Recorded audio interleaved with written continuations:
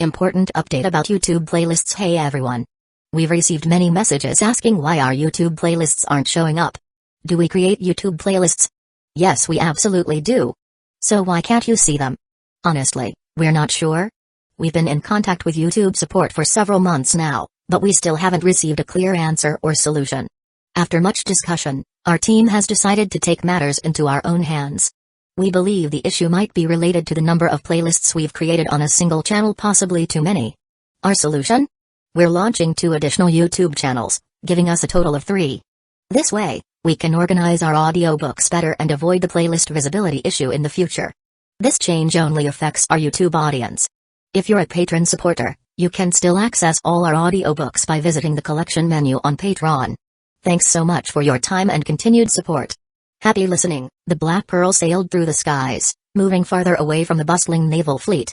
The ship didn't descend when it lost speed but ended up extending its suspension in the air thanks to Nami's abilities with her wind. The pirate ship's hull cut through the air, providing a spectacular view of their audacious escape.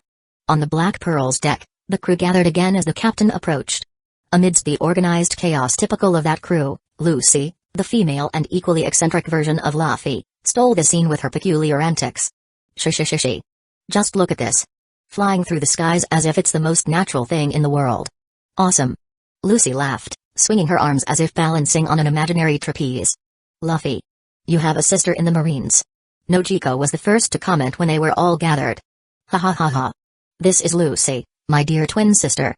Luffy smiled. Twin? You guys are different. Lami remarked. True, brother, you used to be so similar to me. How did you change so much? Lucy raised her voice. I went on a diet. Luffy shrugged. Clearly, he's lying. Zoro, Lami, Usopp, Nami, Reiju, Hyugo, Nojiko, Ecchi, Kuina thought collectively. Amazing. Awesome. Lucy shouted with starry eyes. Really? Yamato exclaimed. That's incredible, Luffy-sama. Shirahoshi was amazed. Sharky. Woof woof. Can you make one for me too, Captain? Vippo said. How can you guys believe this? Nami shouted, as many others looked suspiciously at Luffy because this change didn't seem to match a simple diet, but no one questioned their captain further. Excuse me? Incredible, besides the talking bear, there's a shark and a dog in the crew. Lucy exclaimed, looking at all of them. Amazing, a woman with a tail? Are you sick or something? Come here, little doggy, give me a paw. A person. Ha ha ha ha ha, so many funny people. At the Marine headquarters, it's so boring, everyone is so serious. And Grandpa always makes me train. As people listened to Lucy interact with them, they couldn't help but be stunned. Luffy, but speaking of personalities, your sister is so different from you. Reiju commented. Despite the captain being an idiot sometimes, I have to agree with this woman. Lami spoke. Ha ha ha ha ha. It's true, Lucy is always fun. Luffy smiled lovingly at his sister. Anyway, we managed to escape Garp, the Marine hero. That's a relief. Vippo commented. True. But it was because Grandpa let us escape. I doubt that would have happened if he wanted to. He could quickly come here or even predict our escape. Luffy shrugged. He's that strong, Captain, Luffy-sama? Shirahoshi asked. Hyugo, still processing the situation, commented with a sigh. Of course he is, he could have easily captured us if he wanted. That's true. Agreed Luffy. But I think Grandpa wanted to give us a break. If he wanted, he would be here by now. Nami looked at Luffy with a raised eyebrow, wanting to change the subject to another topic that no one had discussed yet. Luffy, do you really think it's okay for your sister to be here with us?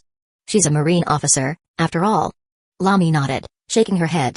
Even by the crazy standards of this group, this is out of control. Luffy just laughed, hugging Lucy from the side. Ah, relax. Lucy is family, right? And she always brings a bit more fun to the party. Yes, we're here after you guys managed to escape. Wait. I should be here, shouldn't I?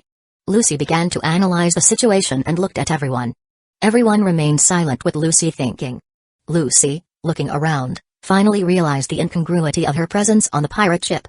Her eyes widened, and without hesitation, she began shouting to the sky for help. What? I'm a Marine. I shouldn't be on this pirate ship. Grandpa. Luffy kidnapped me, help. She immediately looked for her grandfather. Luffy, seeing the growing confusion, decided to act. Hey, Lucy, calm down. It's not like that. Look, we were just having fun, and, I thought it would be cool to have you with us on the ship. Lucy looked at Luffy with indignation. Luffy, I'm a Marine. Do you really think I can stay here? She pouted. Luffy scratched his head, laughing nervously. Well, I thought you'd enjoy it. Plus, we have meat and a feast prepared. You still like meat, right? And our Raju made some of the best delicacies. Lucy's eyes sparkled upon hearing about the meat. Feast? Good food? But she still hesitated. Luffy nodded, smiling. Of course. We have tons of food. And I know you can't resist a feast, little sister. But what about Grandpa? What if he gets mad at me for letting you escape? Lucy continued, concerned about family implications. Luffy smiled confidently. Don't worry about Grandpa. He's tough, but deep down, he understands that we're just enjoying life. And as for you, well, you've always been good at handling things, right? It'll be fun having you around. Lucy, still indecisive, looked at the tempting offer of food. I'm a Marine officer. I can't just betray my loyalty. Luffy shrugged. Ah, don't be so serious, Lucy. We're just having fun. And I'm sure Grandpa will understand. He's cool like that, think of it as a day off. Lucy looked at the deck, where Usopp and Ecchi were bringing food and drinks from the stock, and sighed. Well, I guess I can't resist good food. But that doesn't mean I'm joining this crew and becoming your nakama. I'm a Marine, your enemy who will capture you one day. She exclaimed in the last sentence. Luffy laughed. Alright, Lucy. Take it easy. For now, just enjoy the moment. Lucy looked at the meat, then at Luffy, and then at the meat Raju was preparing at that moment. Finally, she sighed. Lucy, fine, you idiot. But only because the meat looks good. Don't think that means I won't capture you in the future. Luffy celebrated, and the crew applauded as Lucy joined the party in a comical manner. Luffy, great. Now, let's enjoy the party together, sis. And so, Lucy, even if reluctantly, found herself immersed in the madness and fun of the Black Pearl's crew. While the party started lively on the Black Pearl's deck, the sun began to set on the horizon. The sky acquired warm shades of orange and red, creating a magical atmosphere. The Black Pearl, hovering in the air, became a dark silhouette against the colorful display. Luffy, Lucy, and the rest of the crew were engrossed in conversations. However, the celebration was just beginning. Nami, with her navigation expertise, began preparing the ship for the next stage of the journey. As the last sunbeam disappeared on the horizon, Nami gave the coordinates for the Black Pearl to start its gentle descent toward the glistening waters.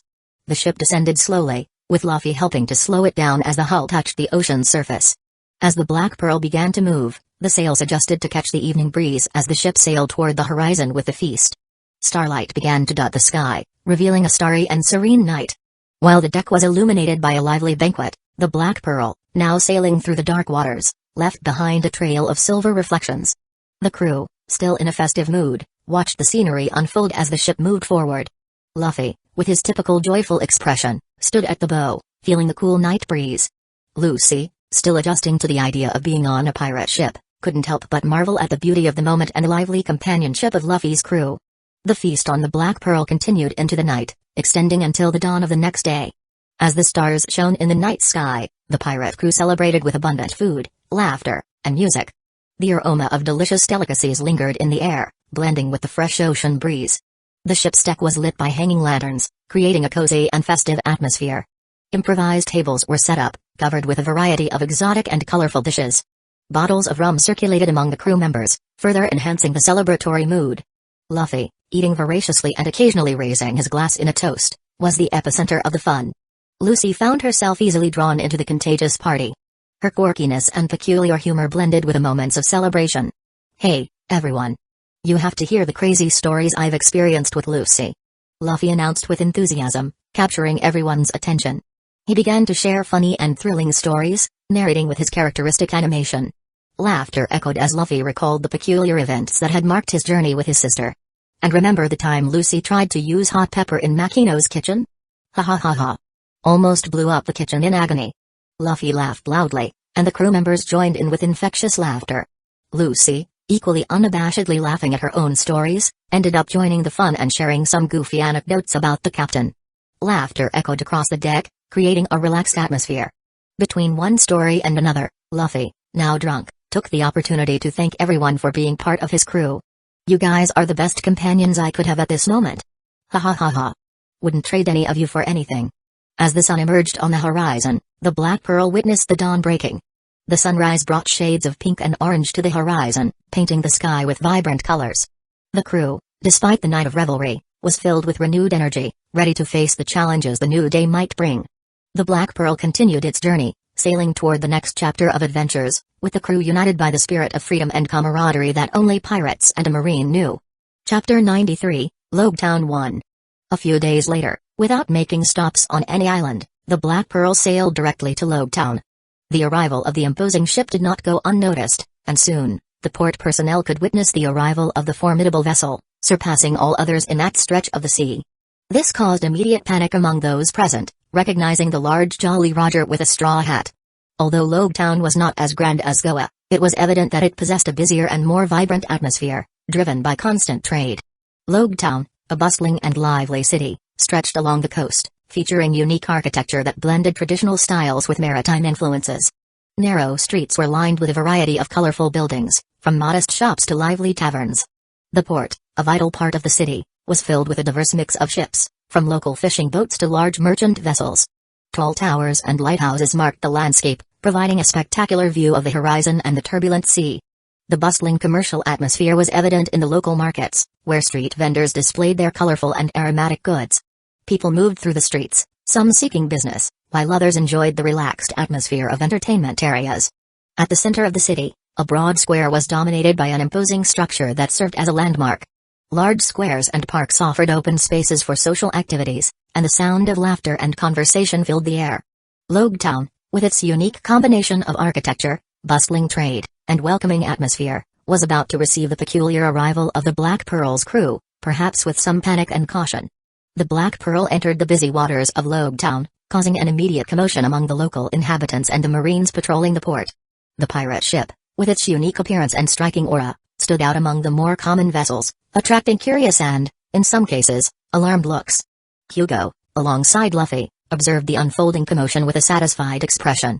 "Looks like we know how to make a striking impression wherever we go, Captain." While Luffy simply shrugged, Lucy, on the other hand, reacted entirely differently to the situation. "I hear them shouting about a terrible pirate crew? Where? We have to arrest them immediately." Her voice echoed as she frantically scanned the sea for the alleged crew. The crew members looked at her strangely, questioning if she was really Luffy's sister. Zoro, with his usual frankness, expressed a general doubt. "Are you sure she's your sister?" "Of course, why do you think she's so beautiful?" Luffy retorted with a mischievous smile. "That's not what I meant. Anyway, we're approaching the port, and there's a group of naval soldiers gathering there," Nami warned. Luffy turned to Yamato. "Yamato, use Conqueror's Haki and knock down Smoker once again." Yamato nodded, preparing for action. As the Black Pearl approached the port, the Marine captain, Smoker, leading the group of naval soldiers, awaited with determination to capture the pirates. Before the ship could anchor, a wave of power emanated from Yamato, hitting Smoker and toppling his entire platoon. Dashigi knelt under the intensity of the Haki, and before Smoker could react, a shadow loomed behind him. Recognizing her as the same woman from before, Smoker realized that his fate was sealed. He failed once again, falling unconscious to the ground. As onlookers ran in fear of the naval captain being knocked out, Luffy and the others disembarked from the ship. "You can't knock out naval soldiers like that," Lucy shouted, alarmed by the scene. "Of course, we can, we're pirates," Luffy replied to his sister. "Luffy, I'll arrest you if you keep committing crimes," she growled cutely. "Remember that you're my prisoner," Luffy countered. "True, I guess you're right." She seemed to ponder her situation. What a strange family. Everyone murmured seeing this. "Anyway, let's explore the city," Luffy announced.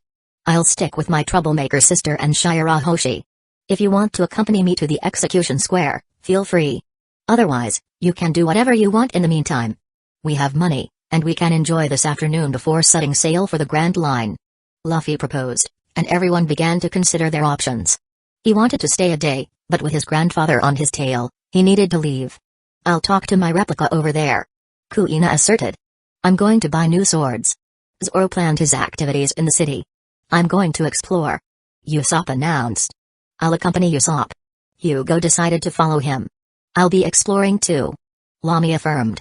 "I'll buy ingredients for the kitchen," Reiju informed. "I want to buy some dresses." Nami revealed her shopping plans. "I'll go with Lami-san." Bippo accompanied Lami. "Nay. I'll stay on the ship." Haki chose to stay on the ship. "Oh. Chaochu, The dog expressed his displeasure. I'll go with my sister. Nojiko decided to accompany her companion. Sharky. Megalo, the shark, made his characteristic sound. I'm going with Luffy. Shishishishi. Lucy, excited, declared. Me too. Yamato decided to follow Lucy and Luffy. So everyone mentioned their plans and split up, leaving the unconscious Marines and Ecchi with Chouchou on the ship. Dashigi was the only exception, dragging a strangely screaming Kuina, who claimed they had cloned her. Luffy, Lucy, Shirahoshi, Megalo, and an enthusiastic Yamato headed to the city center. Shirahoshi no longer needed to hide her tail, as her photos were already spread throughout the world, and Luffy and Yamato were by her side for any eventuality. Hey, are you the pirates causing a ruckus at sea, right? Aren't they afraid of the Navy? They're everywhere. Is that mermaid real? Never thought I'd see one for real. While they ignored the gossip, Luffy passed by a peculiar place. He couldn't help but open his eyes with interest at a sign on a bar hidden in one of the alleys, which read, Gold Roger Bar. Found something, Luffy-sama? Shirahoshi asked curiously. Yeah, there's a bar here I want to check out. Let's go. Luffy announced and proceeded with his trailing companions. Meanwhile, at the port. That ship. It's his. A figure ran toward the vessel. Wow, did I pass out? A Marine spoke, getting up from the ground. The captain passed out too. Another one said. What happened? The pirate's ship is here as if nothing happened. A third Marine grumbled. As the Marines regained consciousness, the same figure passed them on the ground and stopped in front of the ship. She took a deep breath and shouted. Monkey D. Luffy. A smile formed on her face. A six-armed person, along with a dog, appeared at the edge of the ship and looked down. Hey. The captain is out, who are you? Ecchi asked, curious about this woman. The woman put a hand on her shoulder and adjusted her hat. With a smile, she spoke to Ecchi. I'm Alvida, your captain's woman. Can you tell me where he went? She asked curiously. His woman? Of course, he went to the square. Ecchi replied politely. Got it, thanks, I'll find him there. She smiled and began to run in that direction. Nay. What a polite woman, the captain sure knows how to pick a wife. Ecchi couldn't help but be impressed by people's manners. Oh. Chouchou barked by his side. Nay. Do you agree too? Hee hee. Meanwhile, Luffy entered the bar Gold Roger. The place exuded a vintage aura, with few souls present, typical of a bar that had witnessed the passage of time. An old man was busy cleaning the counter when the door creaked open, revealing the peculiar group consisting of a mermaid, a shark, a woman dressed as a Navy officer, a nearly 3-meter-tall lady, and the pirate boasting the highest bounty in the East Blue. What do we have here? A mermaid, a shark, a woman dressed like a Navy officer, a woman almost 3 meters tall, and a pirate with the highest East Blue bounty. Murmured the old man, widening his eyes at the scene. Ha ha ha ha ha ha. Finally, customers! Exclaimed the old man, his expression gaining a cheerful gleam at the prospect of an unusual clientele. Old San, are you open? Luffy led the group with a smile. Monkey D. Luffy, the greatest pirate in the East Blue, in my bar? That's amazing. How did you get into the city with Smoker here? Did you do the same thing that was in the newspaper? Oh, by the way, I'm Raoul. Nice to meet you all. The old man, Raoul, expressed contagious enthusiasm. About Captain Smoker, we knocked him out at the port. He should still be unconscious. Luffy said, tipping his hat with a mischievous smile. Damn Luffy, don't badmouth the Marines. Lucy intervened beside her brother. Ha ha ha ha ha. I wish I could have seen that. Now, when he shows up here, I can tease him. Look over there, I even hung the newspaper on a frame, much to that guy's displeasure. You guys are my heroes. Raoul spoke cheerfully. What a funny old man. Yamato laughed. Come on, old man, give me something to drink. I heard Gold D. Roger used to frequent this place. Luffy announced, heading to the counter. Really? Truly? The Pirate King Sama? Sharky? Oh. I see you know this place then, that's good. Yes, Roger used to frequent this place in my youth, hence the name. The old man spoke dreamily and looked at Luffy. What'll you have? Any alcohol for me and Yamato. Juice for the other girls. Wait, Luffy, you can't drink alcohol, you're my age. Lucy protested. Didn't you see me drinking at banquets? Besides, I'm a pirate, I can do what I want, sister. I guess you're right, brother. She said softly, admitting. Thus, the group found themselves immersed in Raoul's animated narratives about the exploits of Gold D. Roger. Luffy was there more out of curiosity, eager to see the place he had seen in the anime. It was intriguing to think that, In this alternate reality, Luffy was a Navy officer, hearing the same stories he used to live. This Luffy was a true original creation. While the Black Pearl anchored in Logue Town, Garp, the Vice Admiral of the Navy, kept his eyes fixed on the city as they approached. He was determined to capture his grandson, Luffy, who was now a wanted pirate. His serious demeanor reflected the seriousness of the mission, but there was a hint of concern in his eyes. Vice Admiral, we're approaching. We received a call from the base confirming the presence of your grandson's pirate crew in the city. Reported a Marine officer. Great. Let's get my outlaw grandson. Sengoku is furious with me and plans to cut my salary if I don't catch him here. Garp spoke as he watched the city approaching on the horizon. Prepare for the approach. Let's capture Monkey D. Luffy and bring him back to justice. Garp commanded, firming his posture as he prepared to disembark in the city with his iconic Navy ship. Thus, while Luffy enjoyed the relaxed atmosphere of the bar, Garp continued his approach to the city, ready to fulfill his duty as Vice Admiral of the Navy. Chapter 94, Logue Town 2. After a lively conversation with Raoul and a few sips at the old bar, Luffy decided to leave a few minutes later. What a cool place. Now I want to see the square. Let's go, declared Luffy as he left the bar. Meanwhile, people's reactions continued to be quite peculiar as they saw them walking through the streets of Logue Town. Look, a mermaid. A woman with horns, incredibly beautiful. That man with the hat. It's him. They are the Straw Hats. He killed the king of Goa. He's the worst pirate in this sea. Pirates are walking peacefully through the city. Where is Captain Smoker? Haven't you seen the newspaper? This pirate arrested Smoker and took a picture with him tied up. Can't anyone stop this pirate? What if he starts looting the city? We can't do anything. I heard he brought an entire kingdom to its knees. Luffy advanced with his group through the city, while people didn't stop making obvious comments about him. It didn't take long for them to reach the imposing square of Logue Town, where the platform where Gold D. Roger was executed stood out. Logue Town Square was spacious and majestic, with a well-kept stone pavement and benches arranged in a circle around the central platform. In the center, Gold D. Roger's execution platform was an imposing structure, rising above the ground and boasting a striking presence. It was surrounded by golden chains that added a touch of symbolism to the location. Around the square, there were various buildings and shops, some of which dated back to Roger's era.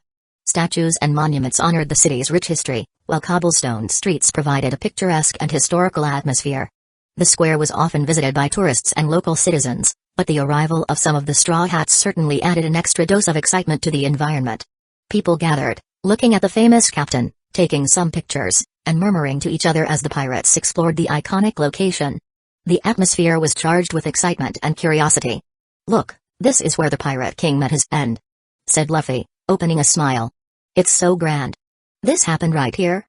Let's go to the spot. They moved forward to get a better look at the location. As they explored the bustling streets of Logue Town, Nami and Nojiko strolled through the historic city, absorbing the peculiar and history-filled atmosphere while shopping for dresses and other clothes. The late afternoon sun cast a golden light on the ancient buildings and busy squares. As they walked, the sisters enjoyed their time together, reminiscing about old memories and sharing laughter. The aroma of street food filled the air, mixing with the sounds of passing people and the distant music of a street performer. Hey, you, I know you. Suddenly, the cheerful atmosphere was shattered by Buggy's shrill cry echoing through the streets. Nami and Nojiko turned to see the eccentric pirate captain standing in the middle of the street. Buggy? Nami exclaimed with disgust, while Nojiko looked curiously beside her. I knew I'd find the Straw Hats here. Ha ha ha ha. I almost went to Impel Down because of your captain, now I'll get revenge on your crew. He shouted and laughed. That's right, Captain Buggy. The crowd behind Buggy shouted in a synchronized chorus. The big-nosed clown, recognizing Nami, began to make threats and vengeful proclamations. The crowd around him, like an enthusiastic chorus, echoed his words. Do you know this clown, Nami? Nojiko asked, tilting her head. Are you mocking my nose? Buggy growled at Nojiko. He tried to kill me once, and almost succeeded if it weren't for Luffy, explained Nami, keeping her hand raised to prevent any approach from Buggy. I'm not the same anymore and am enjoying some time with my sister. So get lost. Faced with Nami's firm response, she summoned her powerful attack. Garuda, Hurricane. A demonstration of the strength she had gained since the tumultuous days with Buggy. The strong wind swept through the street, keeping any imminent threat at bay. The crowd, initially enthusiastic about Buggy, now watched in surprise as Nami and Nojiko continued their stroll through the city, leaving the indignant and perplexed clown behind. Nami, with a determined expression and her hand extended toward Buggy and his crew, channeling a mysterious energy in front of her. The atmosphere around them seemed to vibrate with power as an invisible force began to concentrate. Suddenly, an explosion of energy manifested, forming an imposing tornado that swallowed Buggy and his crew as if they were mere toys. The roar of the wind mixed with the desperate screams of the pirates, who were lifted into the air like leaves in a storm. "What is this?" "Ah!" Buggy's pirates screamed, unable to contain themselves in the face of the fury unleashed by Nami. Nojiko, next to Nami, watched the scene with a disapproving expression. "Nami, could you be more gentle?" reprimanded Nojiko, concerned about her sister's intense response. "They're pirates, sister. I won't go easy on those who almost killed me," Nami replied, determined, as she continued ahead. Nojiko sighed, understanding Nami's perspective, and followed her sister along the path, leaving behind the tumultuous confusion caused by Nami's impressive power. At the same time, Buggy and his crew flew uncontrollably through the skies of Lobetown, their panicked screams echoing in the atmosphere.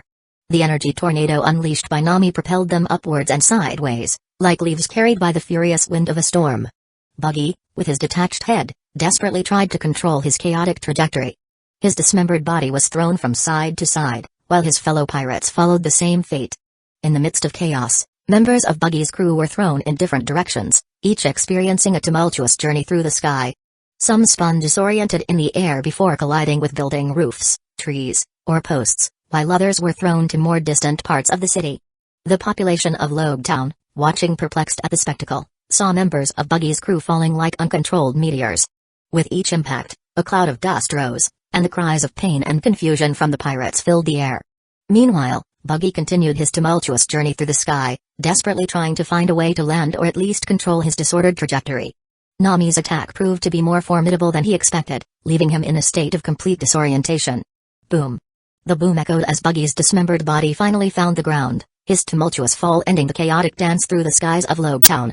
It didn't take him long to realize that he was alone here, while the members of his crew fell in various parts of the city, scattered like pieces of a shattered puzzle.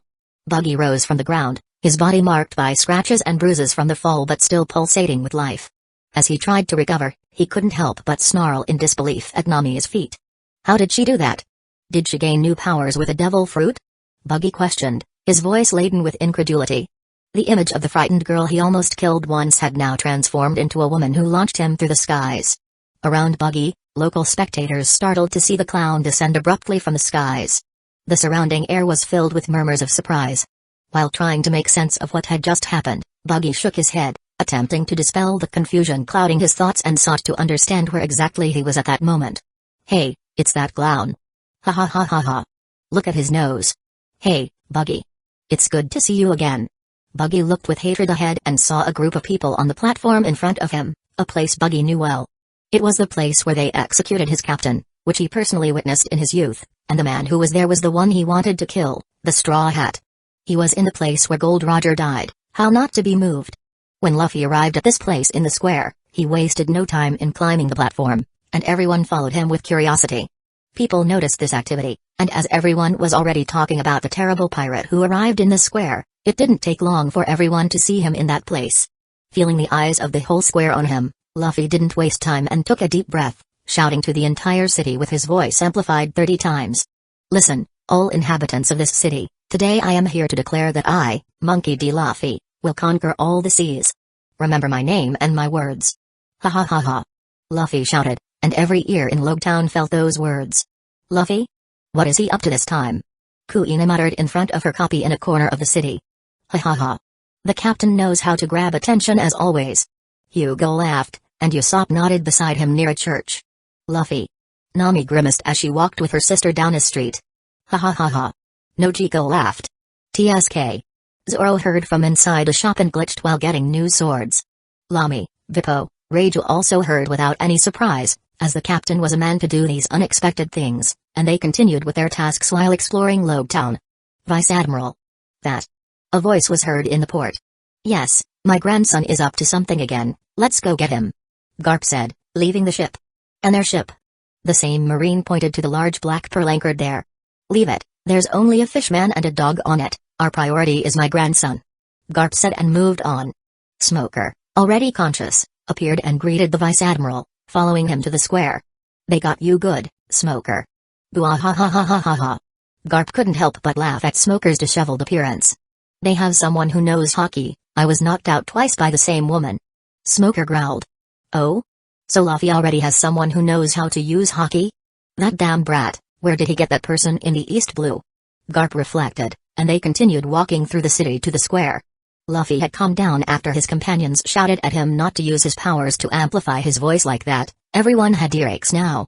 Now he even took the opportunity to open the biscuit he got from his grandfather for the first time, while sitting on the edge of the platform eating and looking at the square. Luffy's words echoed mainly through the square, leaving people astonished and curious. At first, a tense silence dominated the atmosphere, but soon it gave way to a series of reactions among the inhabitants of Lobetown. What? Conquer all the seas? Who is this guy? It's Monkey D. Luffy. The pirate with the highest bounty in the East Blue. The one who cruelly killed King Starry in the throne room. Did you hear that? He wants to be the king of the pirates by conquering the seas, right? I saw the news in the newspapers. He's unbeatable in the East Blue. This city is always involved with pirates. Haha, is he serious? He must be crazy to say that so openly. As voices mingled, some murmured in disbelief, others were fascinated, and some even started laughing at Luffy's audacity. The news spread quickly, creating a buzz of excitement throughout the square. People began to gather, discussing what they had just heard. Can he really do that? Who knows? He has the courage to say it here. I've never seen anything like this. Is he going to cause trouble in the city? I heard he defeated Captain Smoker. This Monkey D. Luffy is an interesting figure. Lobetown Square became the epicenter of heated discussions as residents tried to absorb Luffy's bold declaration and speculated on what it would mean for the future of the city. Wow, these cookies are really good. No wonder Grandpa loves them. Luffy was sitting on the edge, calmly eating the biscuit. Is this cookie good, Luffy-sama? Shirahoshi asked beside him. Yes, it's the most famous cookie in this world. Really? It's true, but Grandpa will beat you for this. I still feel the fists of love when I tried to steal it once, sister. Lucy whined.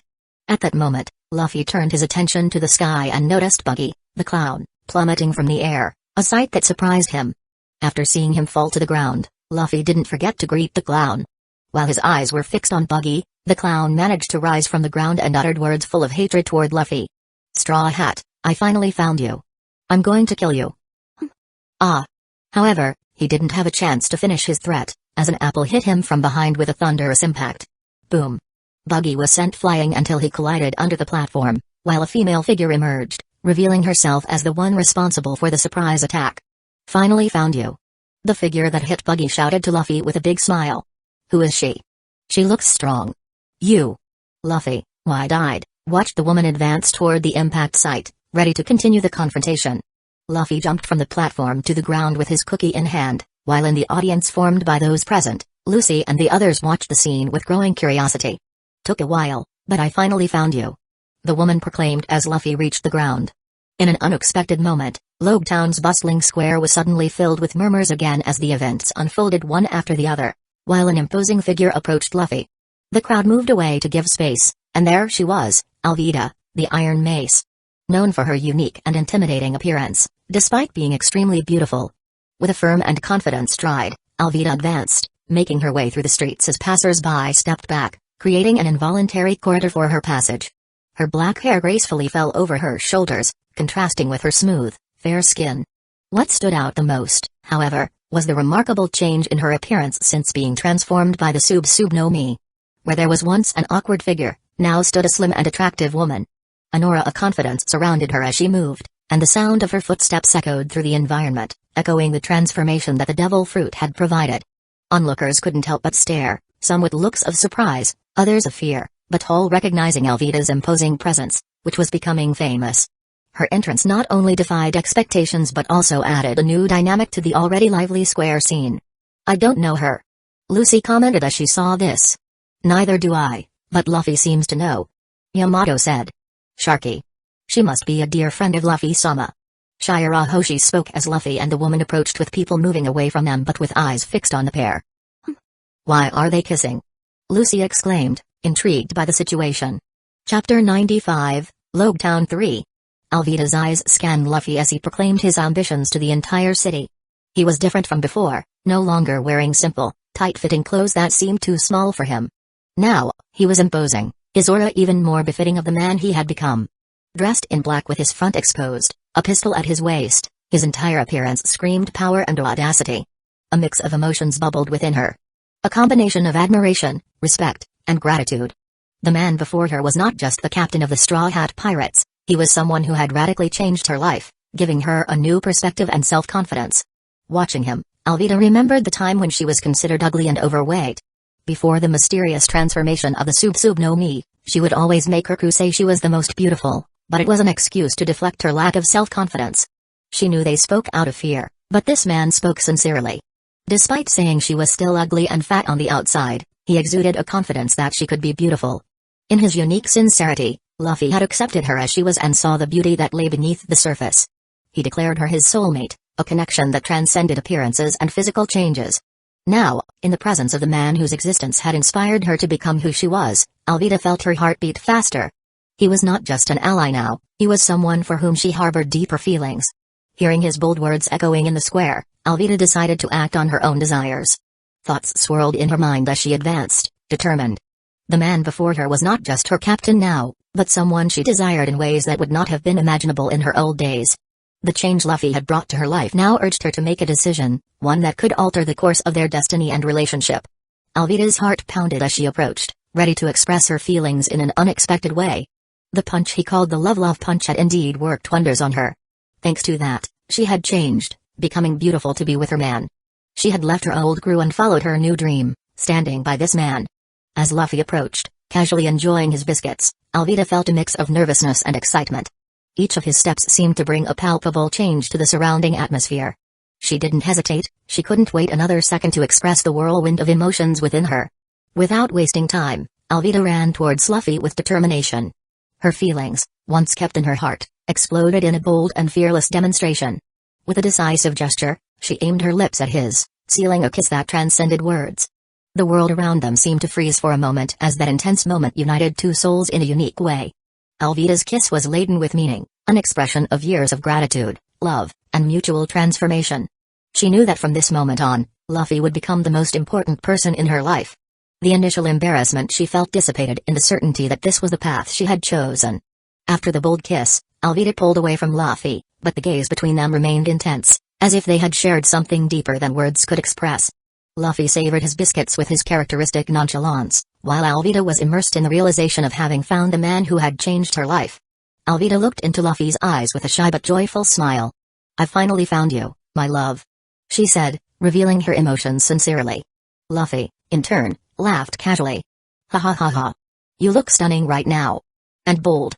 He appreciated the visible changes in her, recognizing the journey they had both undertaken. "Let's be together now," Alvida proposed with a smile, her eyes shining with eagerness to embark on this new phase alongside Luffy. Their destinies were entwined, and both were ready to face the future together. System, crew, Alvida joined as a member of your crew. The system notification surprised Luffy, and he thought, "Wow. That was fast, I didn't even need to invite her." He looked at Alvida with satisfaction. "Yes, now you belong to my crew and are my people," Luffy said, smiling at the woman before him. "That's good," Alvida murmured, a blush coloring her cheeks. "Brother? Who is she?" Lucy arrived at that moment, falling like a rubber on the ground and looking curiously at Alvida. "This is Alvida, my woman," Luffy announced loudly. "Luffy, you have another woman?" Yamato appeared beside them, displaying a slight sign of dissatisfaction. "Yamato, I've told you I'm a selfish man, but don't worry. None of you will be dissatisfied with your needs," Luffy said, recalling the conversation he had with his three current partners. He had made it clear that he would have more women, and, with a bit of persuasion, had convinced them. He had no shame in expressing his desire to have at least a dozen of them by his side. While Luffy was talking to his crew and sister, the people around were astounded by all these events, from Luffy shouting to the entire city to Alvida confronting him with a kiss, and the captain of the Straw Hat Pirates declaring her his woman. Suddenly, people in the corner of the square became agitated, starting with a murmur and escalating to loud voices. "They are the Marines. They are in the square. Is Captain Smoker there? Is he here to arrest Straw Hat Luffy? Who is leading the group? You fool, that's Garp. The man who fought against the Pirate King and is a hero of the Navy. What's a big shot like him doing here? What will happen? The Straw Hats won't stand a chance. Let's leave the square, this will soon turn into a war zone. Yes, better not get involved in this." The rhythmic sound of Marine boots echoed through the square of Lobetown, reverberating between the buildings surrounding the area. The military noise announced the imposing arrival of a marine force, led by the formidable Vice Admiral Garp, whose reputation preceded his presence. The Marines advanced through the square with visible determination on their faces. Garp led the group, his serious and focused gaze indicating that he was on a serious mission. The other members of the Marine followed him, and among them was a young man with pink hair, whose gaze was mixed with conflicting emotions upon seeing Luffy again.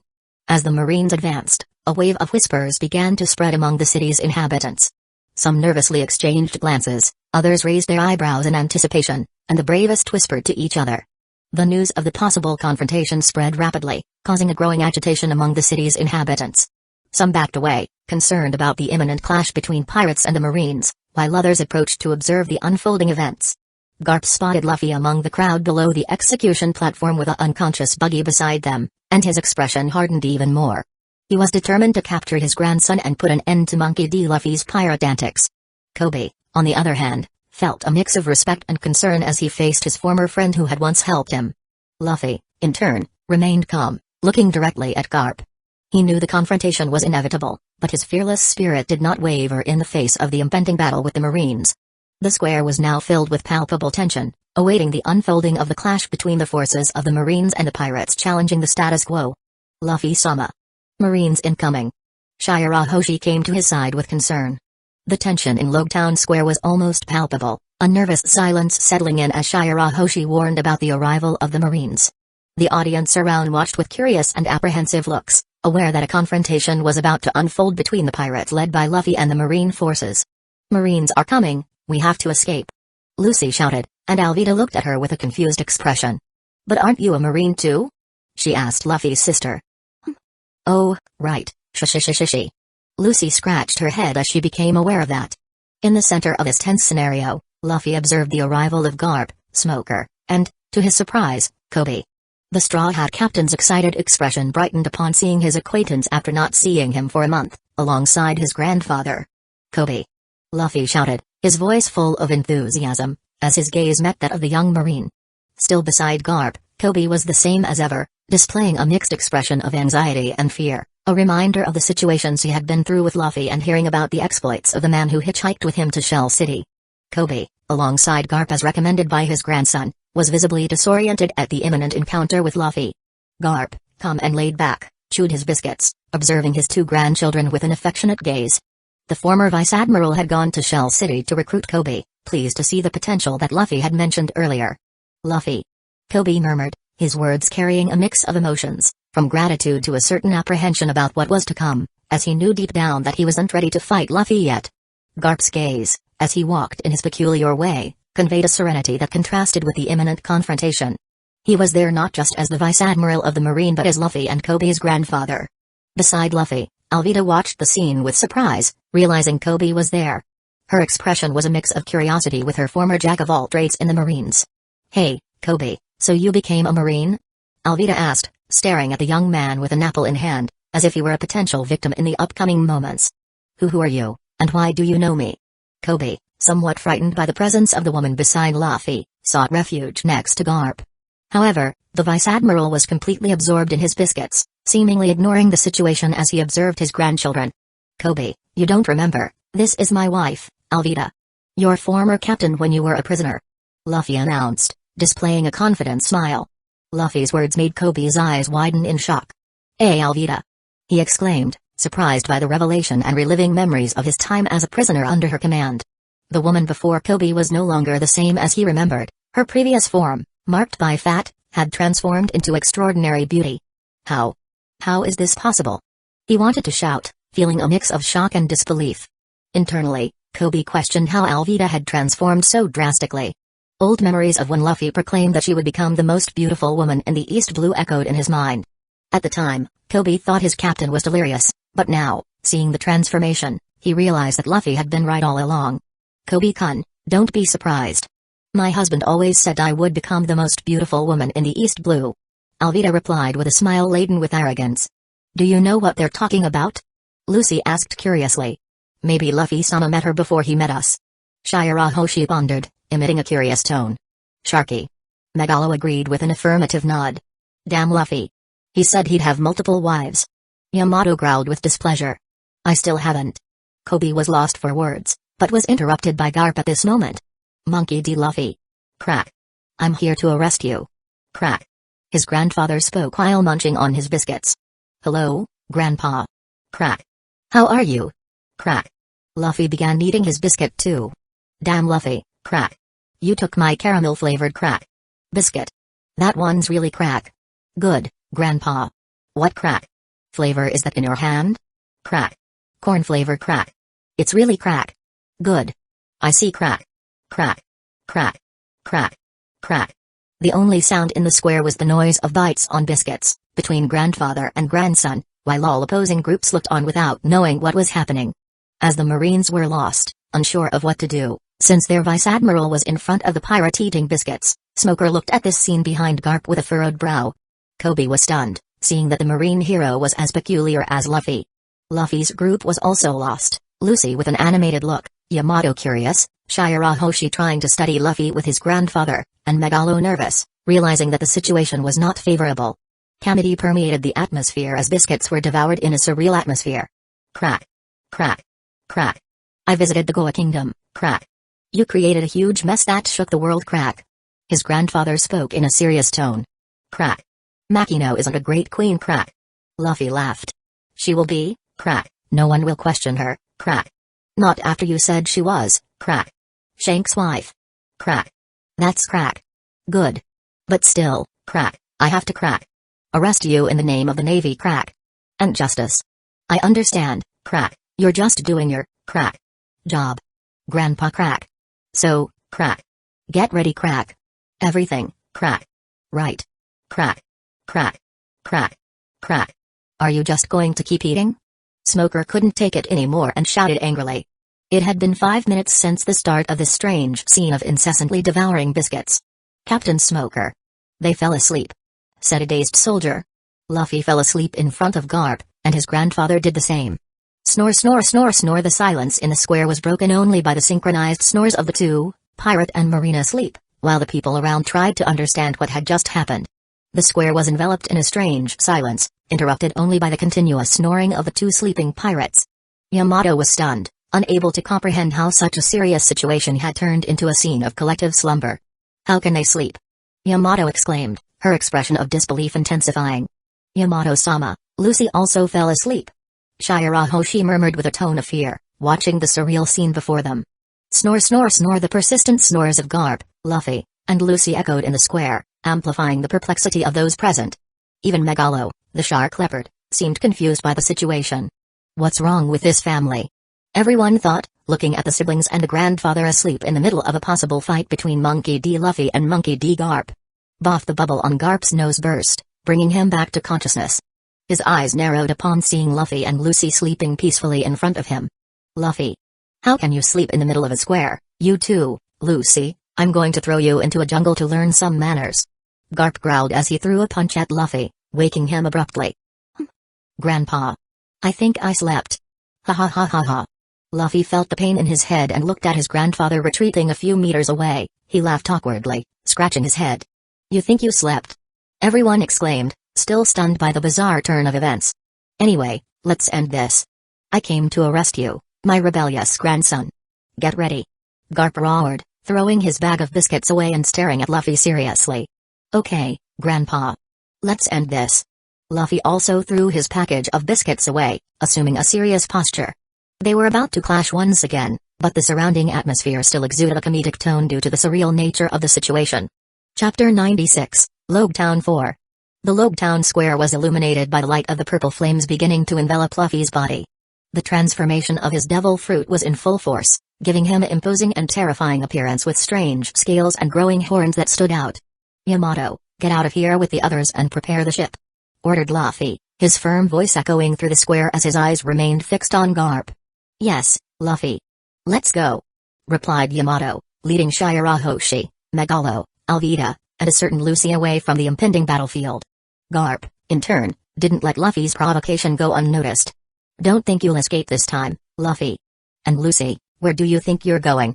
You're a Marine, growled Garp with a serious expression, casting a challenging look towards Lucy. It's true. I have to arrest you since I'm a Marine, exclaimed Lucy, her determined and comical expression despite the cautious look from Alvida by her side.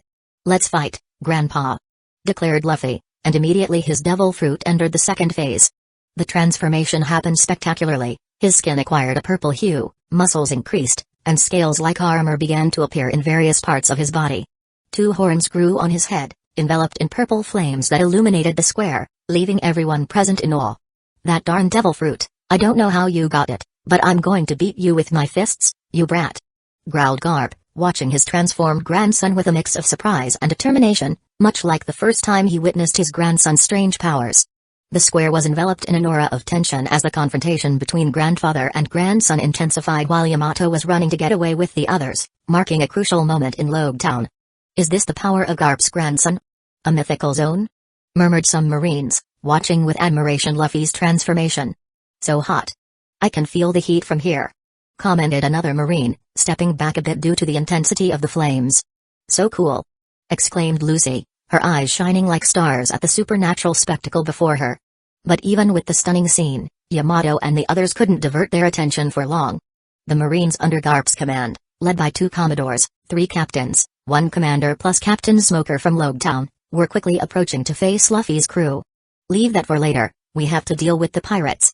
Let the Vice Admiral take care of his grandson," ordered the Commodore with the most authority here, and immediately, Smoker and his comrades advanced toward Yamato and the others to prevent them from escaping. A skilled and confident captain decided to use the instant transmission technique to position himself strategically in Yamato's path. However, the speed of Kaido's daughter was even more surprising. Yamato acted with agility, throwing her Kanabo in the exact direction where the Marine appeared, catching him off guard. Before he could react, the captain was thrown away, temporarily interrupting the Marine's assault. The square was now divided between the colossal confrontation between Luffy and Garp and the fight of the other crew members against the Marines. Observation Haki. "Tell me, Luffy, where did you find a woman with Haki in this sea?" Garp didn't divert his gaze from the events but threw the question with a tone of curiosity and at the same time, reprimand. The grandson, with his always carefree expression, responded with a wide smile, revealing a confident and determined side. "A long story, Grandpa. I haven't learned it yet because I want to start with the 6 styles, but I plan to get really powerful with them in the future," Garp muttered under his breath, a mix of frustration and admiration. "Damn Luffy, where are you learning the 6 styles?"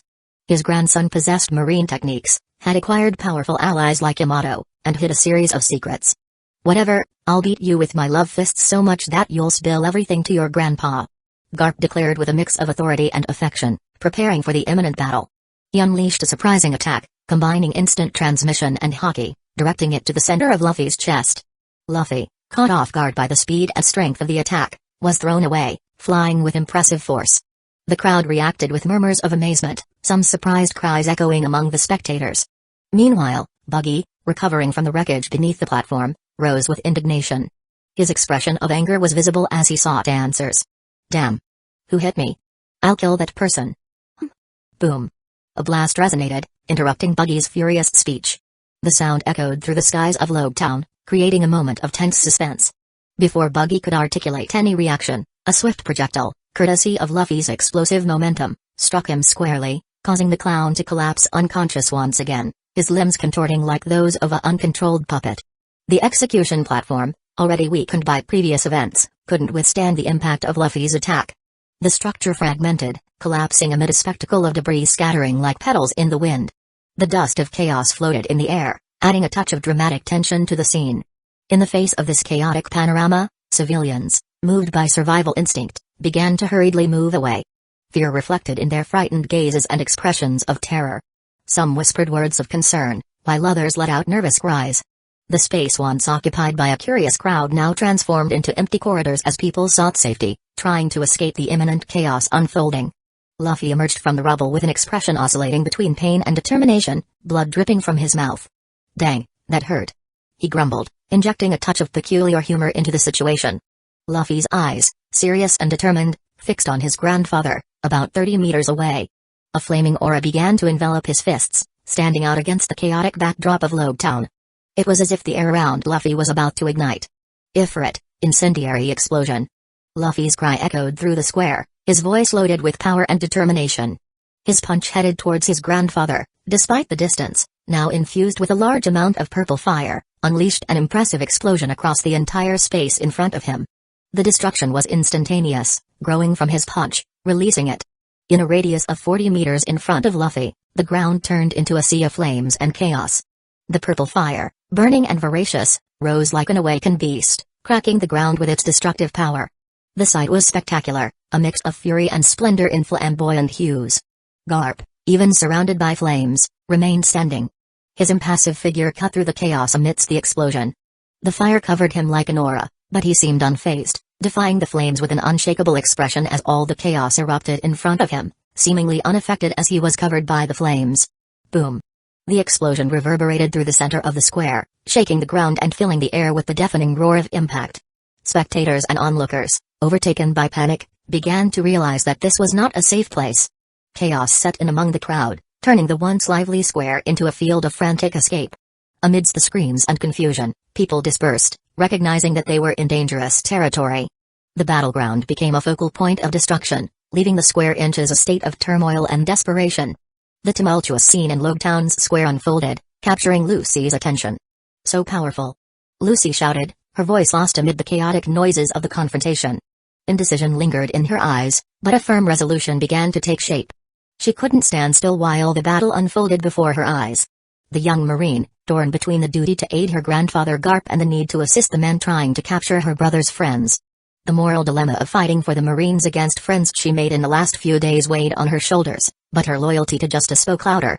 Meanwhile, Yamato, facing a dozen skilled opponents from Garp's team, was in a fierce battle with Smoker by her side. All were experts in the Six Styles, a formation that managed to delay even the powerful vice-captain of the Straw Hat Pirates in her advance at this moment. "They're persistent," Alvida said, using her club to strike some Marines. "Iron body." A shout from an officer echoed before Yamato could hit him with her hockey-coated weapon. The resilient technique sent the man flying, his ability proving ineffective against the woman's strength. "Damn, she uses hockey. This woman is really strong, she's taken down 4 of us already," lamented one of the opponents, revealing the difficulty they faced. At this moment, Lucy decided to intervene. "I'll help," she announced, advancing determinedly towards Yamato. Her expression reflected the mix of concern and determination, a vivid representation of the inner conflict consuming her. "I have to arrest them." "Gamu Gamu no. Pistol," Lucy shouted, unleashing her characteristic attack. However, Yamato, agile as a beast, evaded the attack and, using her hockey-less weapon, threw Lucy towards the platform destroyed by Luffy when he hit Buggy. Yamato didn't want to fight Lucy, but she had no choice. She also knew Lucy wouldn't get hurt with her rubbery body. Boom! The deafening sound of the collision reverberated through the square, echoing the destruction unfolding. Lucy, thrown against the now devastated platform, struggled to recover from the impact, while the chaos around intensified. "Wow, she's so strong." Lucy couldn't help but admire Yamato's strength as she got up. "A clown?" Lucy noticed Buggy unconscious there but quickly rose to see her brother's fight against her grandfather, leaving the clown aside, which would begin shortly, as Luffy looked at the wreckage and fire from his attack, waiting for his grandfather to appear. "Get out of here immediately, Yamato," Luffy ordered, seeing his vice-captain still dealing with the Marines. "Damn, she is too strong," said one of the men. "Get the other woman, the mermaid, and the shark," one of the officers said, looking at the members behind Yamato. Kobe, who was on the side, decided to act with his comrades in the name of justice.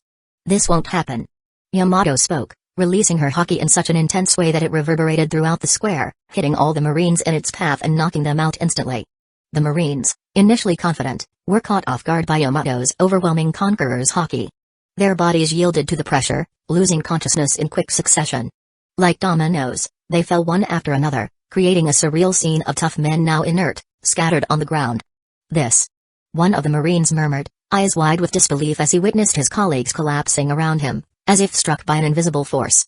"Conqueror's hockey, this group is not easy to deal with," commented a Commodore, the furrow of his brow reflecting the acknowledgement of the formidable threat they faced. "It's tough dealing with them," added a captain, his cautious expression revealing awareness that the Straw Hat Pirates were formidable opponents. "We won't be able to handle these pirates like this," Smoker grumbled, his voice filled with frustration at the inability to fully comprehend the magnitude of the hockey he had just witnessed. Meanwhile, Kobe, trembling amidst the confusion, noticed the collapse of his fellow Marines and, with determination, resisted the influence of the hockey that haunted the others. "Hey, why is everyone passed out?" Kobe questioned, his voice filled with astonishment and concern. He almost succumbed to the influence of the hockey, But his tenacity to reach his dreams compelled him to resist, despite his relative weakness. Damn, captains. Get the mermaid. The Commodore, still standing and immune to the effects of hockey, urged the other officers to act. Before Smoker and the others could react, a powerful wind hit them forcefully, accompanied by a deafening roar. Boom. Nami, emerging in the square after hearing the distant explosions, quickly assessed the situation. Her eyes narrowed as she saw Luffy and the others against the Marines. Without hesitation, she channeled her power, creating a hurricane that ruthlessly slammed into Smoker and his subordinates. The violent wind lifted them into the air, making them fly like leaves in the grip of a storm. Even for Smoker, a user of Elogia, he was carried away by the wind, as he was smoke. Shirahoshi, Megalo, come over here. Nojiko shouted, her voice echoing through the battle debris. Yes, Nojiko-sama. Shirahoshi responded promptly, determination in her voice. Sharky. Megalo, the faithful shark, emitted a sharp sound as he moved quickly towards the sisters. Seeing the path clear, Shirahoshi quickly followed to join the sisters, ready to escape the scene of confrontation. As the group gathered, Yamato dealt a formidable blow to Garp's last Commodore with her club, causing them to fall to the ground. The officer, despite possessing all the marine styles, was powerless against the girls' hockey, while Alvida helped with some lieutenants still fighting. Let's go. Yamato declared firmly, with her and Alvida joining the group to head towards the ship. Who is she? Nami asked about Alvida immediately. I'm Luffy's woman. Alvida had no shame in declaring that. Woman? Nami was stunned. Leave that for later, let's escape first. Yamato spoke. And Luffy? Nojiko expressed her concern, her eyes seeking confirmation. He'll be fine, Luffy never disappoints. He'll catch up with us soon. Yamato replied with confidence, conveying unwavering faith in her captain. Yes. The rest of the group agreed unanimously, sharing confidence in the captain. Let's get out of here, guys. Follow me. Nami, pragmatic and decisive as always, led the group towards the ship. Boom. Boom. As they headed to the ship, 2 explosions resonated, echoing throughout the city. The thunderous sound made everyone in the group turn to watch the chaotic scene unfolding. Let's go, let Luffy deal with his grandfather. Nojiko spoke, and they continued on their way. Meanwhile, in the air, Smoker followed the group to try to stop them. In the square, Luffy faced the wreckage, with Lucy behind him at a distance, trying to catch a glimpse of the epic battle between her grandfather and her brother. Luffy. Garp emerged from the debris that Luffy had caused, flying out with Moonwalk and initiating a new clash with Luffy. Luffy, determined to face his grandfather, formed wings using his abilities and flew towards him with Soru, while Garp responded in kind, employing Soru and Haki in his attack. The fists of the two collided, a fusion of intense flames and a force enhanced by the speed of Luffy's fruit, against the brute force and Haki of Garp. The collision resonated in shockwaves, creating a sequence of explosions. Boom. Boom. Boom. Boom. In addition to the echoing booms throughout the city, the ground under their feet began to explode, adding a visual element to the noisy chaos. The clash between grandfather and grandson unfolded, a spectacle of power and determination that transcended the limits of the square, engulfing the entire city in its intensity. The confrontation between Luffy and his grandfather, Garp, reached a new level. The atmosphere was charged with electricity as the two stared at each other with determined eyes. Luffy, with his straw hat firmly on his head, and Garp, with a serious expression, were ready for another round of this epic battle. Garp broke the silence with a challenging smile. You've grown, Luffy. But have you grown enough? Luffy responded with a confident smile, his eyes shining with determination. Let's find out, Gramps. In the blink of an eye, the two launched themselves at each other. Luffy, agile as ever, disappeared from everyone's sight, moving with the speed of instant transmission. Garp did not lag behind, responding with surprising speed for someone of his stature. The two met in the center of the square, exchanging powerful punches that generated shockwaves. Spectators could barely keep up with the speed of the movements. Lucy watched with a tense look from a distance, recognizing the magnitude of the clash between the captain of the Straw Hat Pirates and a legendary vice admiral of the Marines. Luffy's fists were enveloped in flames, a manifestation of the power of his devil fruit. Each punch was an explosion of energy, leaving trails of fire in the air. Garp, in turn, channeled his Haki and titanic strength into each blow, creating impact waves that reverberated through the ground. The square became the stage for a dance of speed and power, with Luffy and Garp launching into a dizzying succession of punches, dodges, and counterattacks. Some spectators who were far away and a few conscious Marines were now witnesses to a display of skill and strength, while the square vibrated with the intensity of the confrontation. Suddenly, Luffy threw a punch charged with flames, seeking to break through Garp's defense. The Vice Admiral responded with a powerful block, but the flames began to encircle his resistance. A fire explosion illuminated the square as Luffy's punch collided with Garp's defense, creating a tense moment that seemed to freeze time. The smoke slowly dissipated, revealing Luffy and Garp on opposite sides of the impact. Luffy was a little breathless, but his eyes reflected unwavering determination to continue the duel. "Grandpa, you're so strong, I don't even stand a chance against you right now," Luffy declared, wiping the blood from his forehead and mouth with the sleeve of his coat. Garp, serious and imposing, retorted with a determined tone. "I'll detain you here, you rebellious brat." Luffy, keeping his cool, smiled casually. "But Grandpa, I don't think that's going to happen." "What do you mean, brat?" Garp narrowed his eyes, suspicious. "Dad just arrived, I doubt you can handle him and me here," Luffy replied, his confidence shining through his words. Initially skeptical, Garp mocked the suggestion. "What are you talking about now? Are you going to say he's after me too? Do you think your grandfather will fall for this again?" However, before Garp could continue with his mockery, a striking voice resonated behind him, surprising even the experienced Vice Admiral. "He's right." Garp turned abruptly, his eyes almost popping out of their sockets as he faced the imposing figure of Monkey D. Dragon. The leader of the Revolutionary Army was there, observing the scene with an arrogant smile. "D-Dragon?" Garp exclaimed, surprise evident in his expression. Dragon, with his imposing presence, remained unshaken. He stared at his father and sons amidst the destruction, revealing a smile laden with meanings. The atmosphere in the square instantly changed, charged with the imminent turn of events. The confrontation now was not just between grandfather and grandson, but also between generations of a family destined to shape the future of the world. The tense silence that followed seemed to foreshadow the storm that was about to unleash. Who was he? And why did Luffy call him Dad? Lucy murmured to herself, her eyes fixed on the imposing figure of Dragon. Chapter 97, Logetown 5. Dragon was behind Garp, enveloped in his cloak that swayed with a gentle breeze, but his face was unrecognizable, especially with his distinctive tattoos. Who was he? Lucy asked curiously. Garp, the powerful and indomitable grandfather, looked at his descendants with a mix of determination and concern. "Luffy, you've grown strong. Too strong. I have to stop you here." "But now, with Dragon appearing," Garp grumbled, assessing the situation. "Dragon. How dare you appear here?" Garp growled because he knew things were getting complicated on his side. Dragon, with a calm and calculating posture, replied. "Father, it's been many years since I've seen you. You remain the same." His gaze shifted from the Vice Admiral of the Navy to the boys and girls in the distance, his own children. "You've all grown, especially you, Luffy," he said in a neutral tone. Luffy nodded a bit, but Lucy remained confused by this.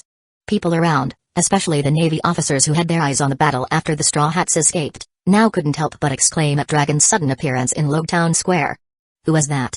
"He's Dragon. Dragon. The leader of the Revolutionary Army. He is here. The world's greatest criminal. His bounty surpasses the highest for Emperors with 5 billion. What will happen? Will the city be destroyed? Why is he in this sea?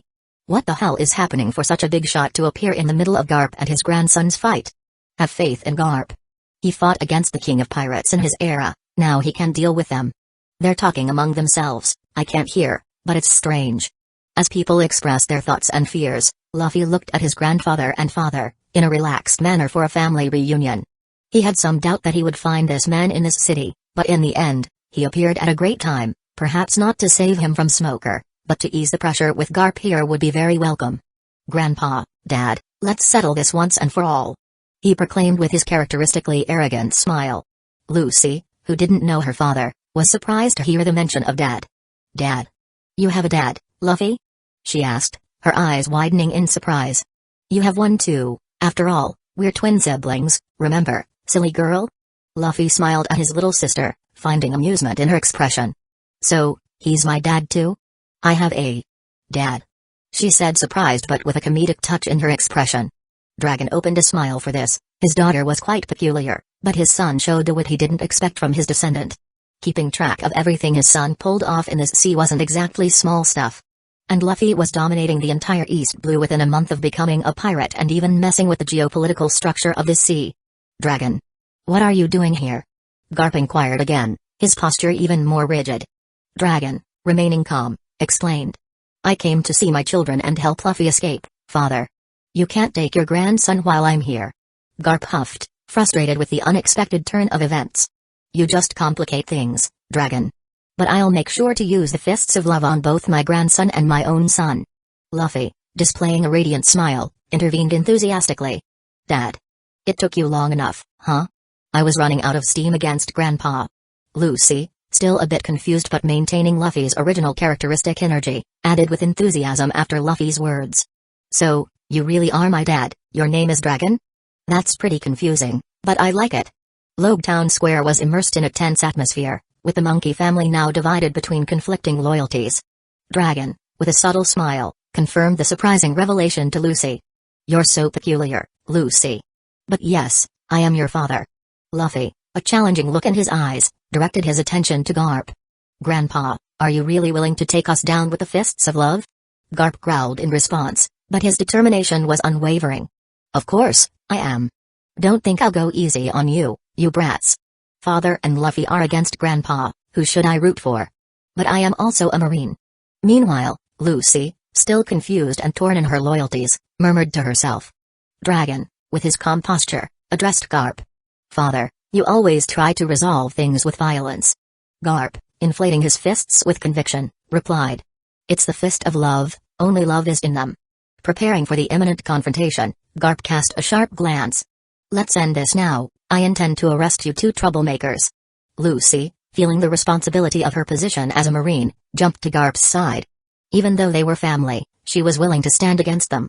I'll help too. Shishi. Luffy, I'll arrest you.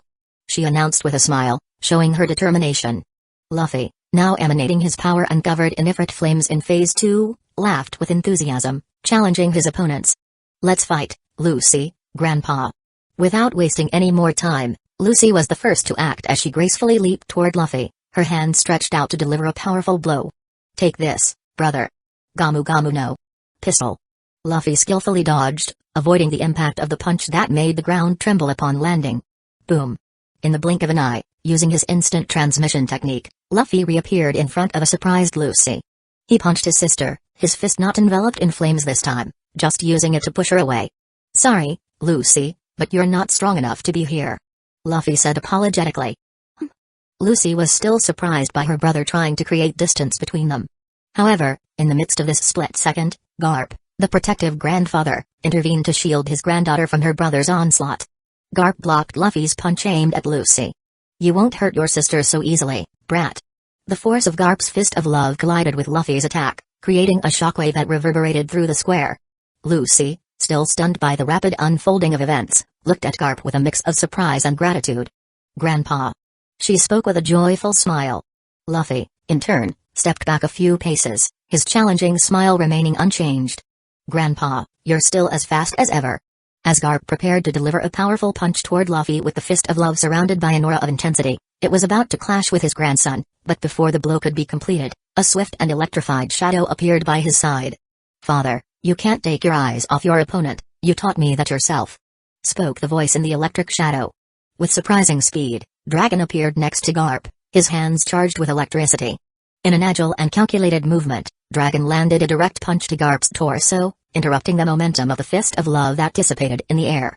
The thunderous sound echoed through the square, blending with the noise of debris. Garp, momentarily surprised by his own son's attack, was forced to assume a defensive position to avoid being knocked down by the impact, but that wasn't enough as the Vice Admiral recoiled like a projectile and collided with the ground. Boom.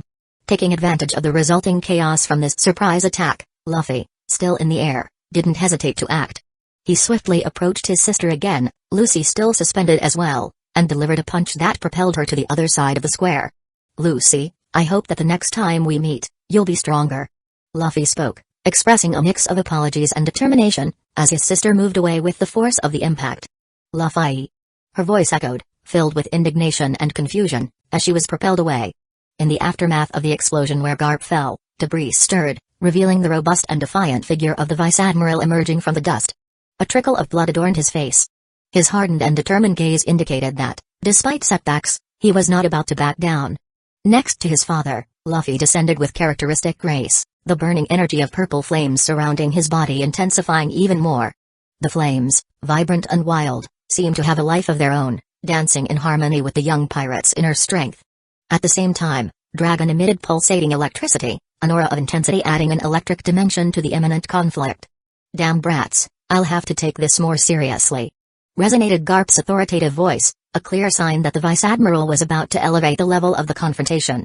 Luffy and Dragon seemed to respond to their grandfather's change in posture, the elements surrounding the father and son duo coming even more to life. Luffy couldn't help but smile despite the nervousness. "This is going to be the toughest fight I've had so far. I'm nervous, but I'm excited too. I needed this thrill of an unpredictable battle," Luffy thought as his heart beat with excitement, even in the face of the growing seriousness of the situation. The square became an arena of elements, where Luffy's purple flames and Dragon's electricity converged in a stunning visual spectacle, heralding the beginning of an epic battle between son and father against the grandfather. Thus, the three fighters took the first step at the same time in the chaotic square of Logtown. The battle between Garp, Luffy, and Dragon reached its peak. The intensity of the unleashed powers wreaked indiscriminate havoc, with buildings collapsing and the ground fragmenting under the pressure of the clashes. Garp, propelled by fierce determination, charged against Luffy with formidable force.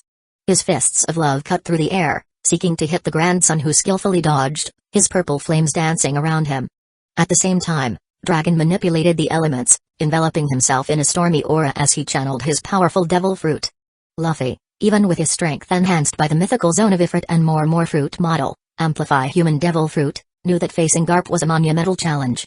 However, the imposing presence of Dragon by his side provided a necessary balance. The sky became the battlefield for Dragon, dark clouds and lightning revealing the extent of his power. Explosions of impact and resounding sounds echoed through the city, leaving onlookers terrified and forcing everyone to move to an even safer location. Boom. Boom. Boom. Boom. The ground was riddled with craters, and it increased even more as the fight extended, silent witnesses to the fierce exchange of blows between different generations. Garp, despite his overwhelming strength, began to realize the complexity of the situation. Each attack was met with a harmony between Luffy and Dragon's abilities, a dance of fire and electricity that defied expectations with their hockey-coated fists. Luffy launched himself against Garp with a series of skillfully coordinated blows. His purple flames burned intensely, forming a shield of heat around him. Garp, even with his legendary resistance, felt the penetrating heat of the flames, forcing him to dodge with agility. At the same time, Dragon used the power of the storm to create cutting winds and devastating lightning. He circled around Garp, becoming an elusive presence that challenged the Vice Admiral's ability to predict his movements. Luffy, with a fearless smile, shouted to his grandfather. "Grandpa, you can't handle the storm that is my father and the flames that are mine." His voice resonated with confidence, challenging Garp to adapt to this new dynamic. As the battle continued, Logtown was shrouded in an aura of destruction and power. The monkey family, united by blood and circumstances, fought fiercely in a battle that transcended family boundaries. The outcome remained uncertain, but the city would witness the magnitude of this epic confrontation between son, father, and grandfather. Chapter 98, Logtown 6. A palpable tension hung in the air over Logtown, a city that had long witnessed the departure and arrival of many pirates. The calm atmosphere of the streets was abruptly interrupted by the thunderous sounds of explosions echoing through the old and historic buildings. Somewhere in the distant marine fort, a command room was permeated by the tense atmosphere as news of chaotic events in Logtown were transmitted. Sengoku, a prominent figure in the Marines, listened with a serious expression as his mind processed the gravity of the situation. "What are you saying?" Sengoku growled, concern evident in his voice. "Fleet Admiral, Vice Admiral Garp is in the midst of a battle against Dragon and Luffy in the square," the Commodore reported on a direct line, his words thundering through the command room. Boom. A new explosion shook the foundations of the city, the noise penetrating even the considerable distance to Marine Fort, reinforcing the intensity of the conflict in Logtown. "Damn. Did he have to show up right now?" Sengoku expressed his frustration, recognizing the complexity Garp's presence added to the situation. "We don't have many options.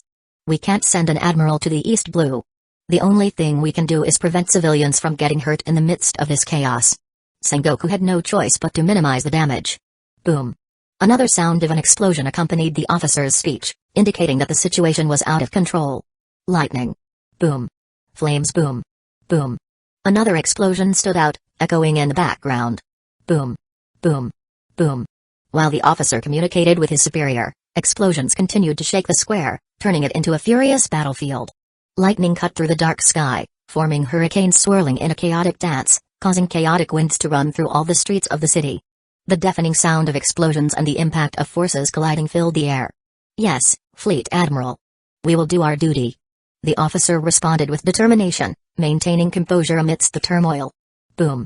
A building near the square exploded in flames, hurling burning debris through the night skies. And the rest of the crew? Sengoku inquired, his concern extending beyond what he initially expected. With Dragon in Lobe Town, everything would be complicated, and he couldn't send reinforcements so quickly to another sea. Boom. Lightning illuminated the dark sky. Boom. A powerful burst of lightning struck the middle of the square, illuminating it with impressive electric flashes, leaving everyone stunned. We can't stop them. There's a tall woman with white hair and strong horns among them. I'd say she has the strength of a vice admiral. And there's an orange-haired woman who can create hurricanes with some devil fruit powers. Even the 6 styles of the Marines were easily thrown back. The officer reported. Smoker has already informed me about the first one, but I didn't know about the abilities of the other orange-haired woman. She must be the one the fishman mentioned in Smoker's reports. I want pictures of them. We need to report this threat so that some bounty hunter can stop them. And Smoker? Sengoku spoke. Flames crackled on the horizon. Boom. The ground trembled under the intensity of the battle, creating fissures that expanded with each exchange of blows. Boom. Smoker went after the crew but was knocked out by the woman using hockey and left unconscious in the middle of the street. Understood. Just make sure to avoid too much damage. And how is Garp's granddaughter? Sengoku asked. Boom. A hurricane began to form at the epicenter of the battle, blowing debris and wreckage in all directions. She wants to join the fight, but we're holding her back since Garp wouldn't forgive us if she got hurt. The officer reported.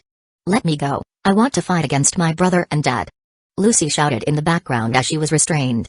Boom. Lightning cut through the sky, accompanied by thunder. Okay, keep me informed of anything.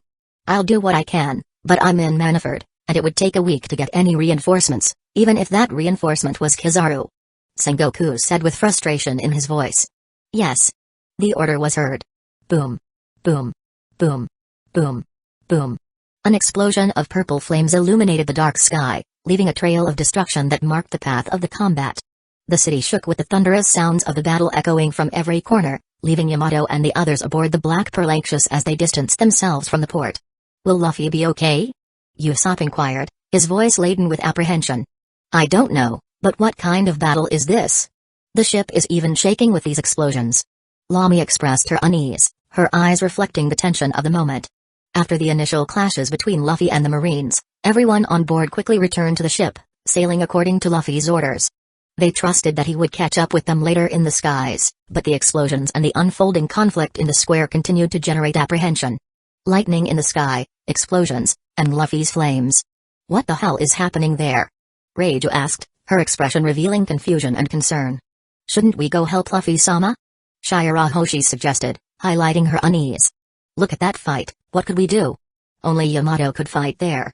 Kuina pondered, closely observing the chaos in the city. Let's wait for the captain.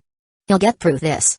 Zoro opined with confidence, even in the face of the intensity of the situation.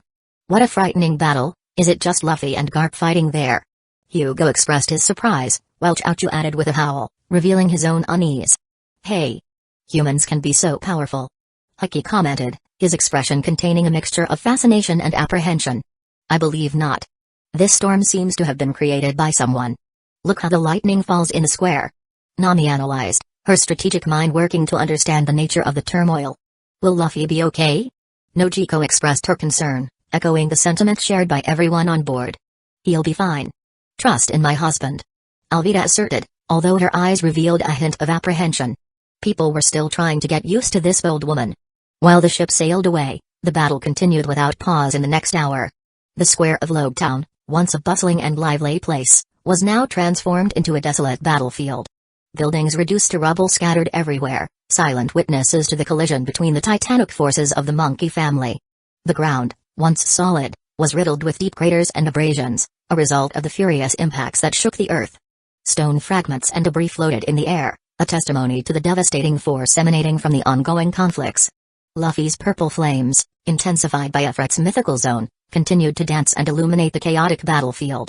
Dragon's stormy aura, with dark clouds hovering over him, added a sinister atmosphere to the unfolding destruction.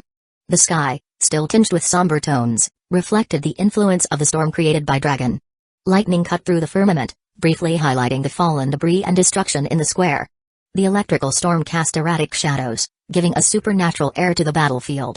If there were any spectators left, they had retreated to safer areas, unable to withstand the chaos unfolding in that arena.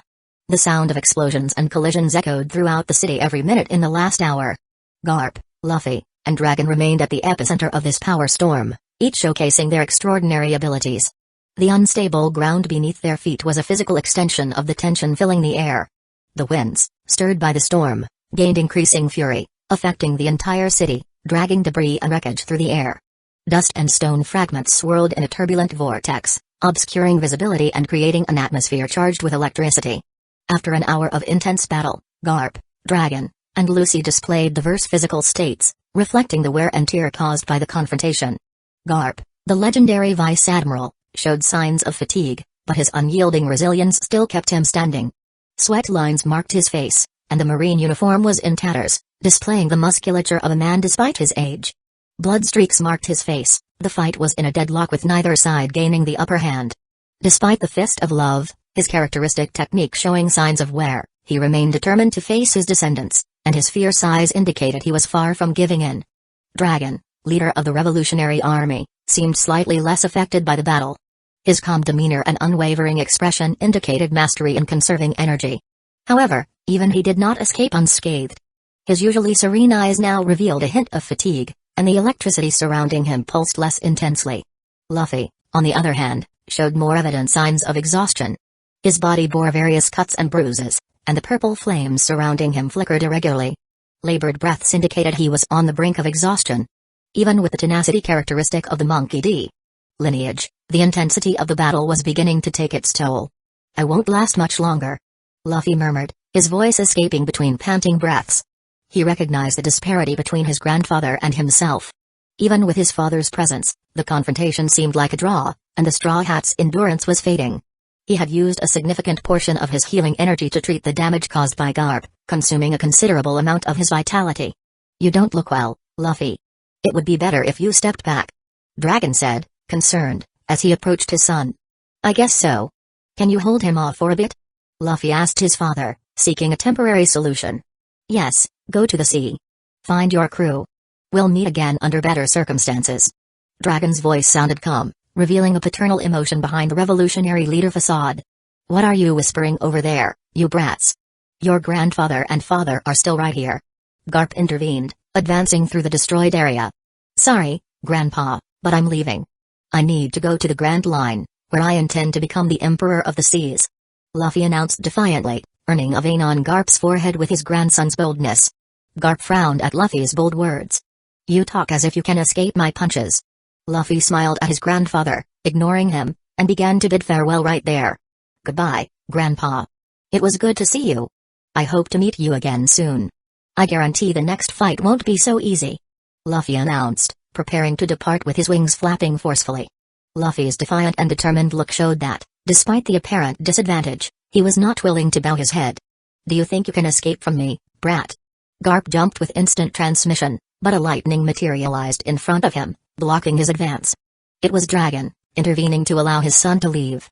"Sorry, Dad.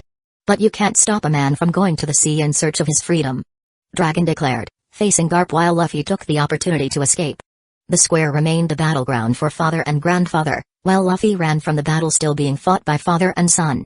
With his wings vibrating powerfully, Luffy began his ascent into the skies, leaving behind the tumultuous square of Logtown while explosions continued between Garp and Dragon.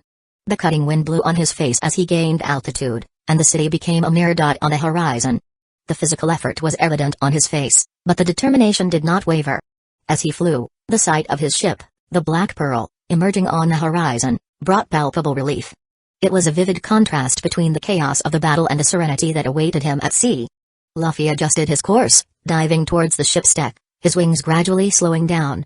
The crew, eagerly waiting, noticed Luffy's figure approaching rapidly. The concern that had marked their faces during the fight now gave way to relief as the captain approached. Nami, Nojiko, Yamato, Shirahoshi, and Alvida were among the first to run to the deck, watching with relief as Luffy landed with a controlled thud. "Husband!" Alvida exclaimed, running to check on Luffy with the other girls, expressing relief with a smile. Luffy, still panting, returned the tired smile to his crew. "I'm fine, everyone. Just a little banged up. Grandpa and my dad are still busy back there." On the Black Pearl, the crew awaited eagerly. Luffy arrived, but a boom echoed as he fell directly from the ship, barely able to stand. His friends rushed to help him, expressing concern on their faces. "I guess we can finally head to the Grand Line," Luffy said with a weak smile, despite the evident exhaustion. His friends surrounded him, offering support and encouragement. "Luffy, that fight. What happened?" Nami asked, her eyes showing concern. Luffy straightened up, looking at the horizon. "The grandfather is strong, and my dad who appeared there too. But one day, I'll surpass them. Let's set sail, everyone. There are adventures waiting for us." Enthusiasm returned to his face as the crew prepared for the next journey, leaving behind the traces of the battle that echoed in the square of Logtown on the horizon. Chapter 99, Journey to Reverse Mountain 01. After the Battle of Logtown, Luffy had to admit that he was exhausted. "Wait, Luffy, did you say your father? Your father showed up? Who was he?" Nojiko asked curiously, as it was the first time she had heard about Luffy having a father. "He's Monkey D. Dragon.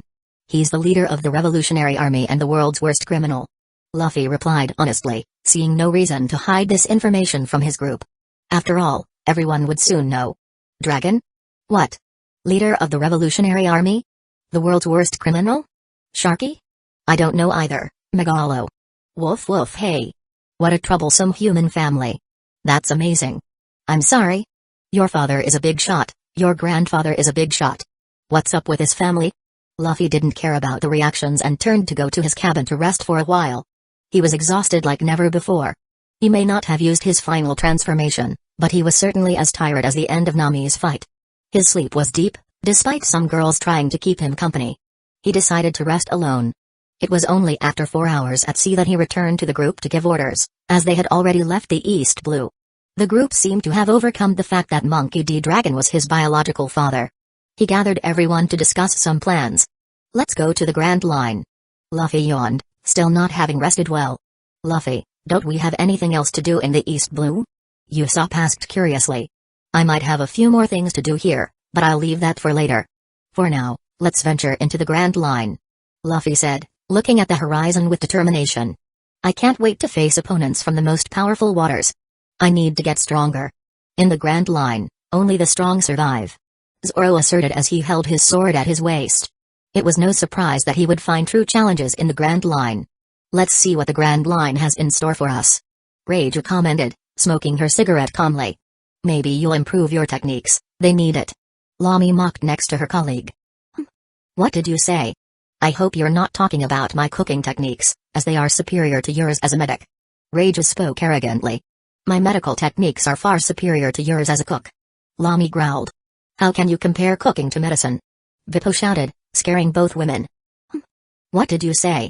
The women turned to the mink bear, startling him. "I'm sorry," he shouted and ran away. "Woof! Woof!"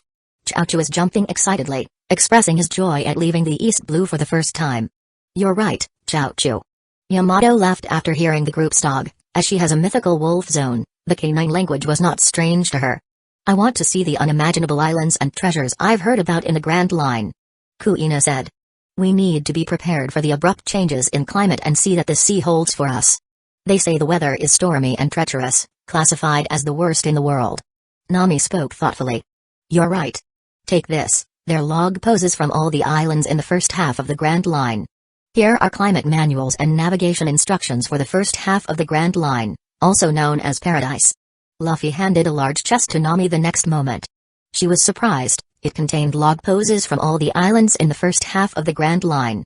Even the 3 major government structures were inside the boxes. Luffy was sure Nami would have a lot of fun with it. Navigation was an area he wouldn't skimp on for this woman. "That's it."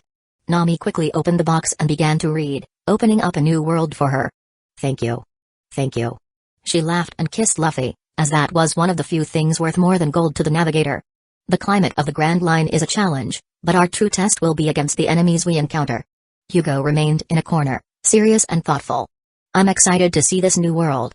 Nojiko smiled at Luffy. "I'm looking forward to seeing Daddy again." Shirahoshi spoke with a nostalgic expression. "Sharky." Megalo affirmed as well. "Hey. I also hope to see the island of the Fishmen again. The Grand Line is just the tip of the iceberg, and in the new world, we'll face real dangers." Yamato spoke with a surprisingly serious tone, her gaze fixed on a horizon full of expectation. She was happy to have finally left Wano and visited the East Blue. Now she would see the first half of the Grand Line and soon return to that sea. Nevertheless, Luffy displayed a mysterious and confident smile. Still, I'm sure we'll find quite interesting things when we cross into this weaker part of the Grand Line. And don't underestimate our enemies, there are powerful people on this side of the sea too. Luffy warned. Next to Luffy, Alvida looked at him with admiration. Let's conquer the Grand Line together, my love. Nothing will stop us, she declared with determination. Her statement drew many strange looks, as they were still getting used to Alvida's bold personality. Yes, let's conquer the sea, but first, we need to get stronger. So, let's make the most of the rest of the day and use it as training, everyone. Luffy announced, now earning some horrified looks, but he was radiant with determination and wouldn't let anyone escape training when they were about to leave the East Blue. Don't stare at me like that, many of you have mastered the first technique. Let's move on to the second and strengthen those who haven't learned it yet. We're getting stronger every day. Your bodies are becoming strong enough to learn hockey, this will strengthen the crew for a top-tier crew. Luffy proclaimed, his satisfied smile inspiring confidence in the crew. Already mastering the instant transmission technique, Luffy and his first group were in the training area to learn moonwalk now, where he guided those who needed more attention in their techniques. Alvida, as a newcomer to the instant transmission technique, was instructed to undergo the same training as Yamato and Reijo, while Shirahoshi still had some difficulty learning moonwalk, something understandable to Luffy. Luffy, what about hockey? Shouldn't they learn it along with your techniques? Yamato appeared next to Luffy, questioning about the next stage of training. Luffy calmly replied. As I said before, we will, of course, learn hockey. However, usually, it takes a few years to master, even if you're talented. With the techniques of the 6 styles, the body develops better to learn hockey. So, I have a plan for us to learn it even before we reach the New World. Don't worry. Yamato nodded, returning her attention to the training, determined to reach new levels of power alongside Luffy and the crew. Luffy gathered the group designated to enhance the moonwalk technique, composed of himself, Zoro, Kuina, Nami, Lamy, Usopp, and Shirahoshi. Next to them, Alvida, Yamato, and Reijo prepared to begin the intensive instant transmission training after Luffy instructed them. Let's start with moonwalk. The idea is to gain elevation in the air and maneuver with agility. Remember, this technique will be essential in combat and exploration situations. Luffy instructed, displaying a confident smile. The group positioned themselves, focused on improving their skills. Luffy asked Reijo to demonstrate the technique she had learned most easily, and she did so gracefully, leaping into the air with lightness before landing smoothly on the ground. That's how it's done. Now, each of you, one at a time, will try. Don't worry, the girls took a bit to learn, but they were quick. The important thing is to progress. Let's go. Luffy encouraged, watching as his comrades began to practice. Meanwhile, Yamato, Alvida, and Reijo were concentrated on perfecting instant transmission. Luffy approached them, sharing tips and techniques to improve movement speed, as he had mastered the technique. Instant transmission is about swift movement. The secret lies in the synchronization between legs and mind. You can feel the difference when you execute it. Let's try again, one more time. Luffy instructed, demonstrating the pure technique with surprising speed for them. Yamato, Alvida, and Reijo followed his steps, attempting to replicate the agility and speed of instant transmission. Luffy watched closely, offering guidance and encouraging their improvements. Bippo, Chaochu, Najuko, and Huki were learning Iron Body this time. With mastery of Iron Body, Hugo and Megalo were learning Finger Pistol. The training field was filled with energy, with each crew member dedicated to enhancing their skills. The sound of jumps, movements, and quick strikes filled the air, marking the beginning of a crucial stage in the Straw Hats' journey to the Grand Line. During the 2 days of sailing towards Reverse Mountain, the Straw Hats crew devoted themselves intensely to training. Luffy led the sessions, focusing on enhancing moonwalk and instant transmission techniques for one group, while another dedicated themselves to strengthening defensive and offensive skills with Iron Body and Finger Pistol. Luffy finally increased the potency of his Devil Fruit from 30 times to 40, using 10% of that on his team to enhance their learning, and with the additional 100% bonus from the system, Luffy boosted the group's development rate by 8 times. The brief training period was well utilized, as 2 days became equivalent to 16 with the increased talent and learning. Everyone showed remarkable progress in their respective techniques. Shirahoshi finally mastered moonwalk. She could now leap into the sky while swaying her tail as if swimming and began training with instant transmission. The crew's determination was palpable, and Luffy's confidence in his companion's potential only grew. The atmosphere was optimistic as they strengthened themselves for even greater challenges in the Grand Line.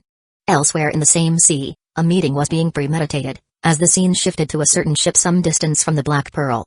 Not far away, a giant shadow slid silently over the waves. The ship was an engineering marvel, with elegant lines and a dark silhouette that cut through the ocean's surface like a sharp blade. Black sails fluttered with a specific flag that would intimidate 99% of the people in this world. On board this mysterious ship, lanterns were dim, casting dancing shadows on polished wood. In a large cabin, a group was gathered with many agents dressed in a type of dark suit, except for a single figure, a world noble adorned in luxurious clothes with sparkling jewels and an astronaut helmet. His face seemed joyful, and his eyes gleamed with anticipation.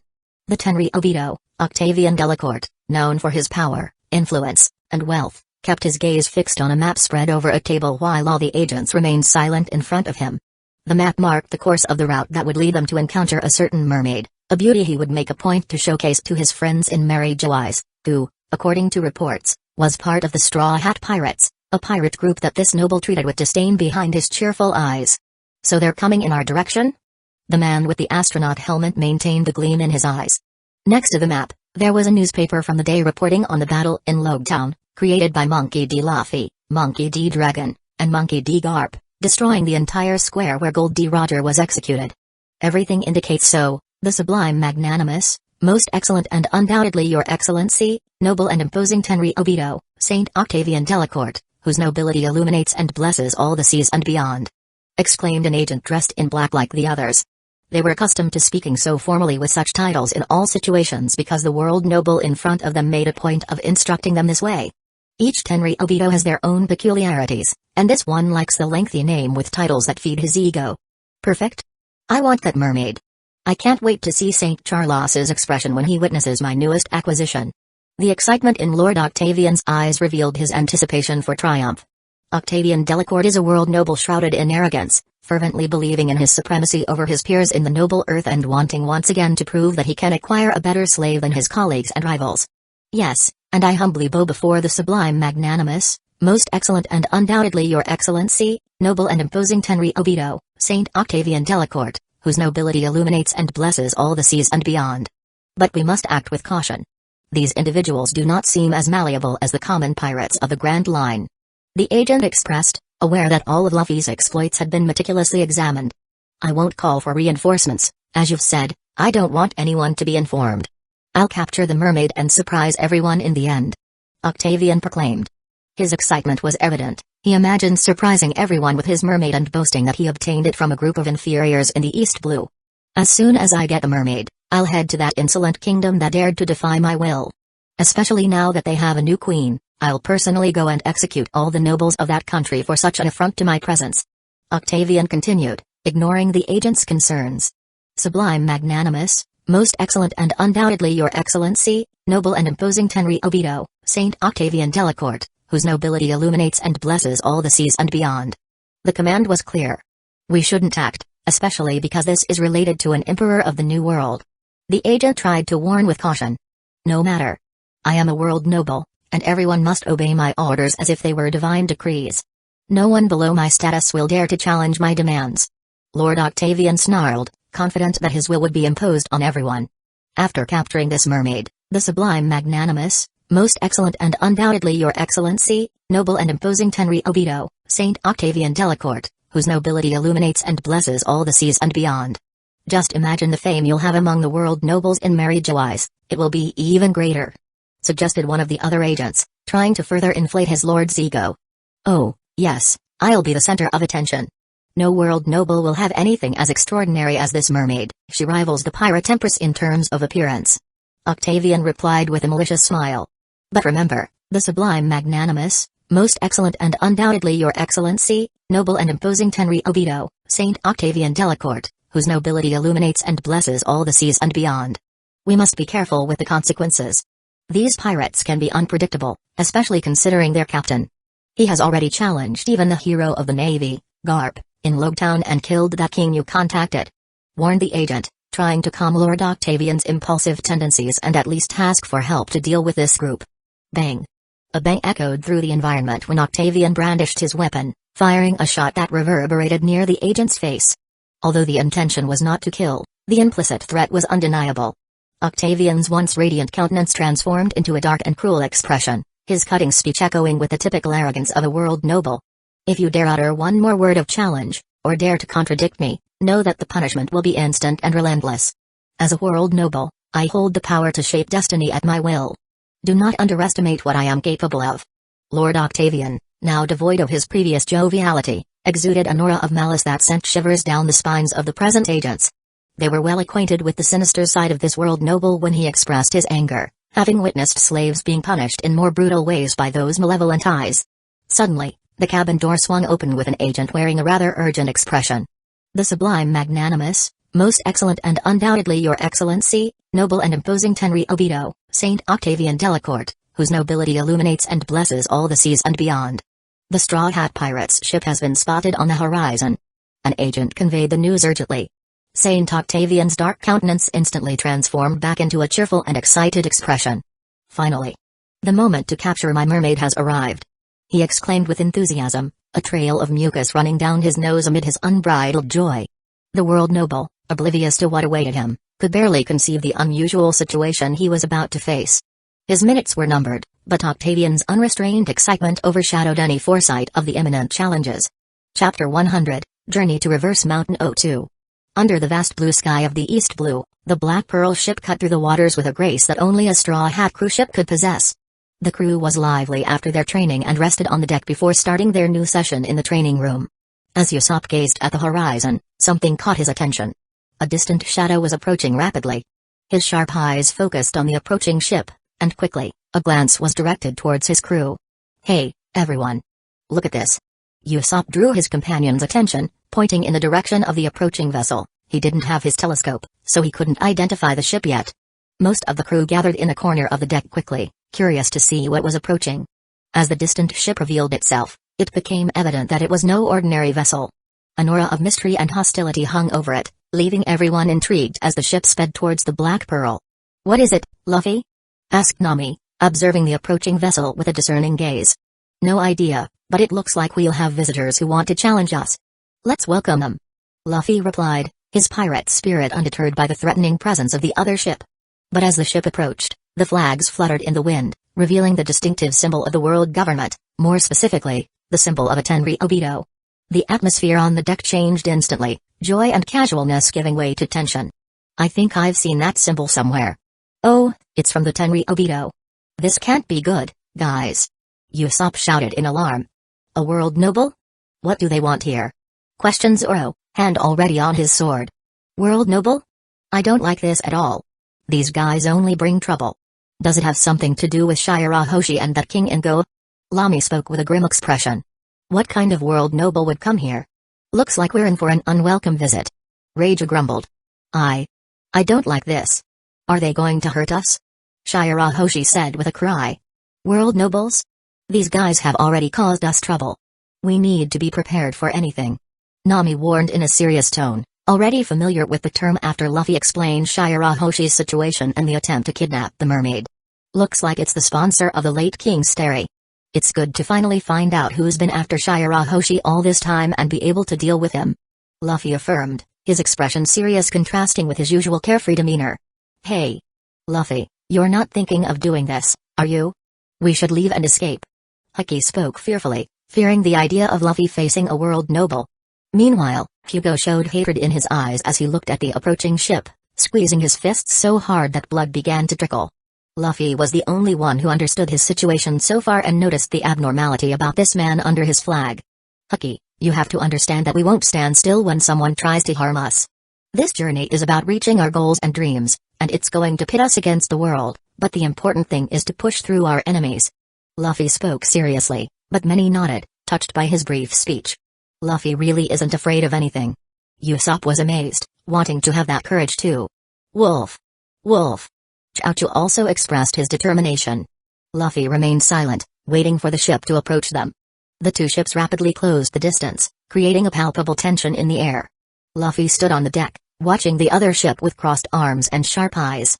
On the other hand, on the world noble ship, Saint Octavian Delacourt, wearing an impeccable and characteristic suit with his astronaut-like helmet, had a cheerful yet superior expression. He stood on the front deck, accompanied by his agents surrounding him, ready to protect this noble from any danger.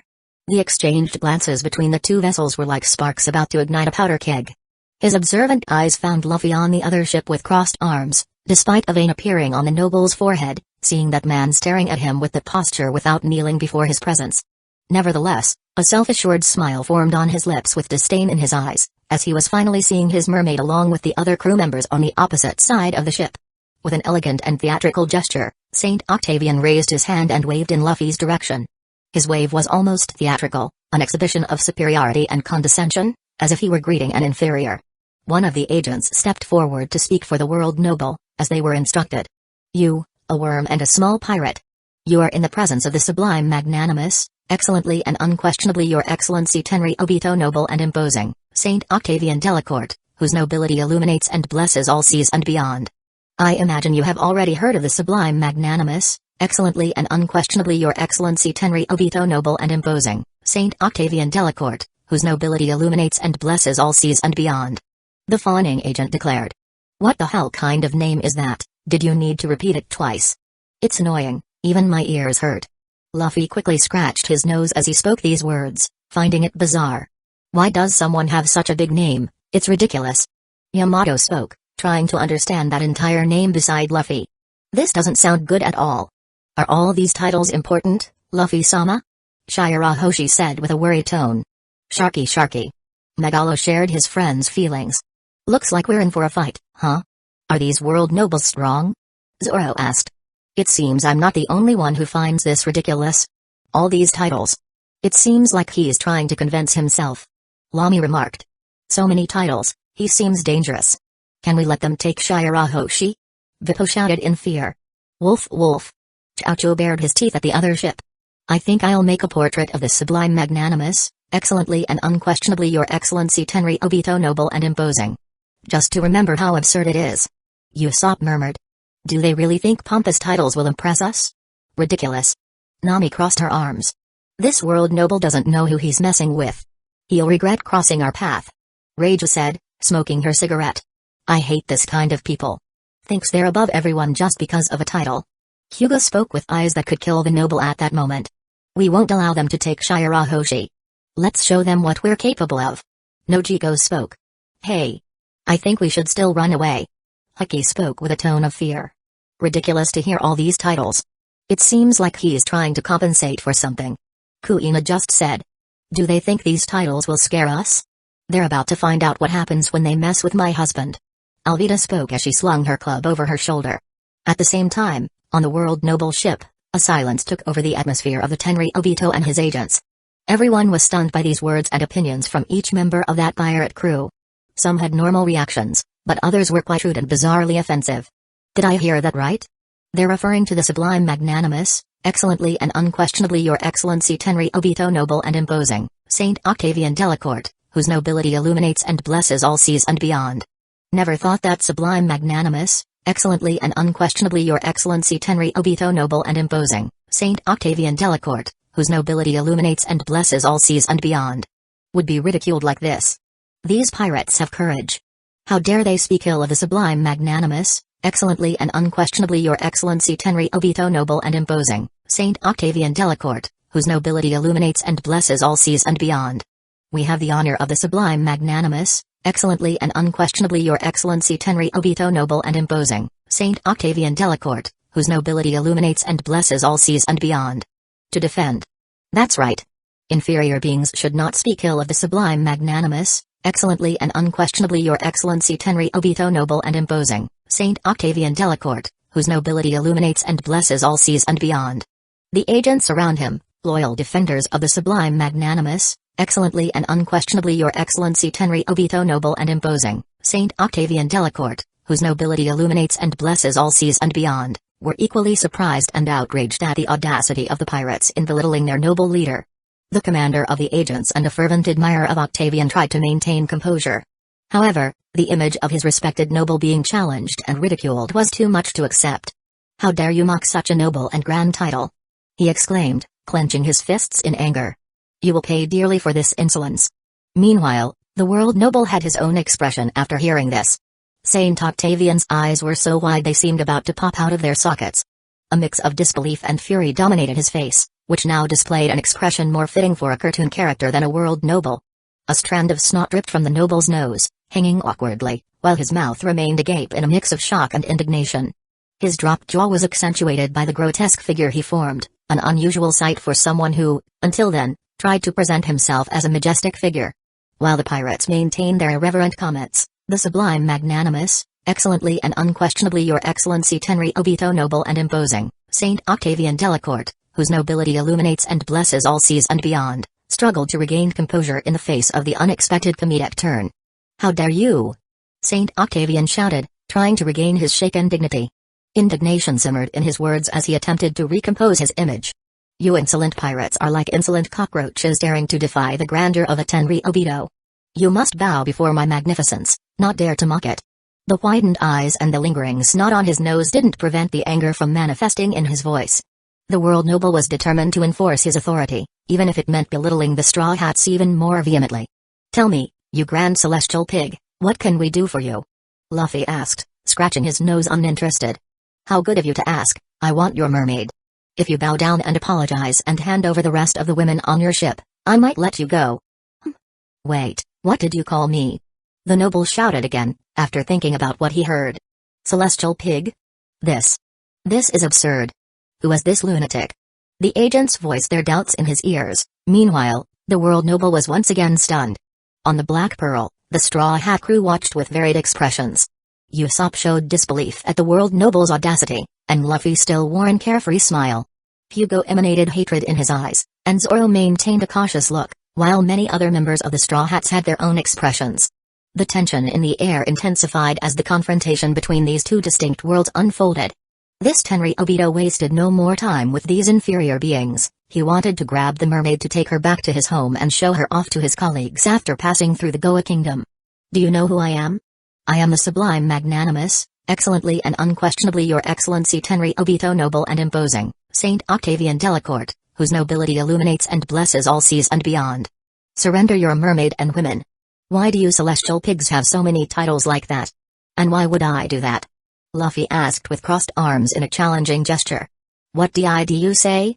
Now, Saint Octavian had a dark expression, unable to believe what was happening. This man was mocking him and challenging him, something that should never happen. "Attack them, kill everyone, and bring the women." The order came from the lips of the world noble, his face displaying a despicable villainy that starkly contrasted with his pompous titles, casting a sinister shadow over the deck. "Looks like we don't have much to talk about. Come on, kill them all too." Luffy gave the order with his typical calmness before leaping from the ship toward the world noble. The action surprised everyone, and the noble himself was perplexed by the role reversal. The figure of the Tenri Obito was now in a defensive position before being able to attack, with this pirate taking the initiative to openly assault him, challenging all established norms. Luffy drew his pistol midair, displaying surprising dexterity, and with agility, he used the moonwalk technique. The pirate's rapid learning was notorious, demonstrating exceptional proficiency in the jumping technique he began learning just a few days ago. Bang! Bang! Bang! Skillfully shooting at the agents gathered next to the world noble, the shots echoed in the air, momentarily interrupting the impending chaos. His shots were much more potent than conventional firearms, to the point that even those agents couldn't react. The sound of agents' bodies falling onto the ship's deck became the disturbing symphony accompanying Luffy's audacious actions. Seeing the first bodies fall, the world noble's expression transformed into pure terror. "Stop him! Protect me! Don't let him get close to me!"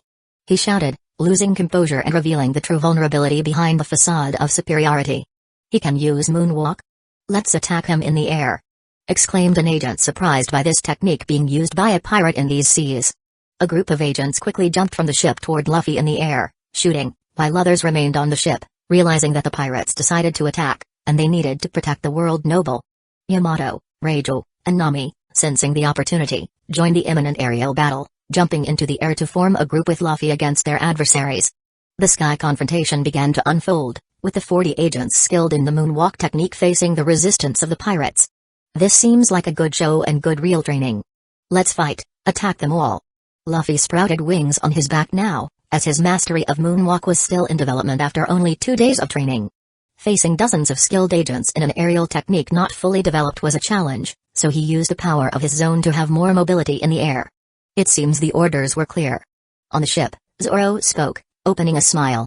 The tension from before changed to excitement. If their captain ordered to attack a world noble, he would do it with a smile. Yes, let's go. Lami said and used her room to teleport herself, Zoro, Hugo, Vippo, and Kuina to the world noble ship. In the air, Luffy, with his confident smile, flew agilely, exchanging precise shots with his pistol and skillfully avoiding the agent's attacks. His relaxed expression contrasted with the intensity of the aerial battle. Beside him, Yamato and Reiju moved with grace, using the instant transmission and moonwalk techniques to defy gravity. Their silhouettes intertwined as they delivered quick and evasive strikes, keeping the agents in constant disadvantage. Nami, with her white wings and a spear Luffy gave her, manipulated the air currents, creating winds and tornadoes that disoriented the agents.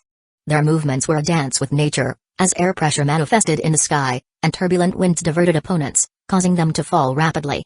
The agents, despite their mastery in moonwalk and other techniques, were increasingly pressured by the diversity of the pirates' attacks. Some tried to regroup to form more effective strategies, but the coordination and anticipation of the Straw Hats were impressive and too powerful for them to handle. The sky became the stage for an intense battle, where the dexterity and audacity of the pirates confronted the discipline and training of the world government agents. Meanwhile, Saint Octavian watched the battle with a mix of fear, shock, and indignation, unable to accept that pirates would challenge his authority so openly. The sky had become a stage of skill and prowess between the government agents and pirates.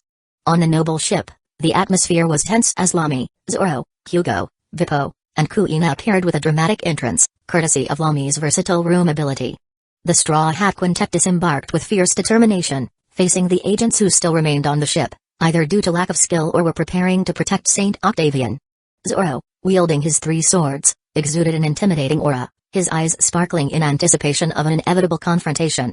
Hugo, known for his infectious joy, now showed a more serious and determined side, his gaze reflecting hatred directed at the world noble, manifesting his will to combat the tyranny represented by these nobles and seek personal revenge. Lami, the skilled doctor with a sword in hand, maintained an apparent calm, but her expression revealed readiness for battle. Next to her, Vippo, the polar bear mink, adopted a protective stance, ready to face any threat approaching his comrades. Kuina, the fearless swordswoman, displayed newfound confidence after extensive training.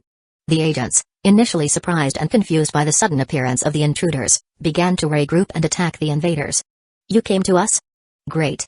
I was tired of waiting," Zoro proclaimed, his tone indicating that the fight would begin as he put his 3rd sword in his mouth. Hugo, with a mischievous smile, added, "Let's show them. Get ready for a surprise, world noble." Back on the Black Pearl's deck, the atmosphere vibrated with the intensity of the battles happening outside the ship. Usopp, drawing his pistols, fired a series of shots into the sky, determined to relieve the pressure on Luffy and the others. The gunshots echoed through the air as the projectiles found their unsuspecting targets. Bang!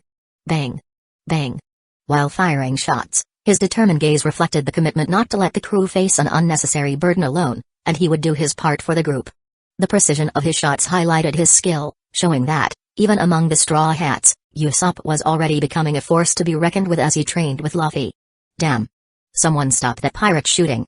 After hitting 2 agents in midair, some attention turned to the sharpshooter on the pirate ship. Trying to contain the threat that was that long-nosed pirate, a man began approaching swiftly, seeking to end Usopp's offensive. However, Usopp used the instant transmission technique, skillfully dodging a finger pistol directed at him. In a swift motion, he shot the vulnerable agent, hitting him fatally before he could react again. "These pirates are using our techniques. And they seem even better than us? How is that possible?" exclaimed one of the agents, watching Usopp neutralize his colleague without him being able to react. The superiority of the techniques learned by the Straw Hats in Luffy's intensive training was evident. These skills surpassed those taught to Marines, agents who safeguarded world nobles and members of the CP. It was a version of the 6 styles that went beyond the knowledge these forces used and were only exclusive and directed to the elite security of Mary Joice's holy land. If the Goroseas knew about this, they would be horrified and threatened, taking drastic measures to neutralize this new and unexpected threat posed by this group. However, the secret of these techniques still remained hidden, concealed in the hands of the rookie pirates, challenging the expectations imposed by the world government. Chapter 101, Journey to Reverse Mountain 03.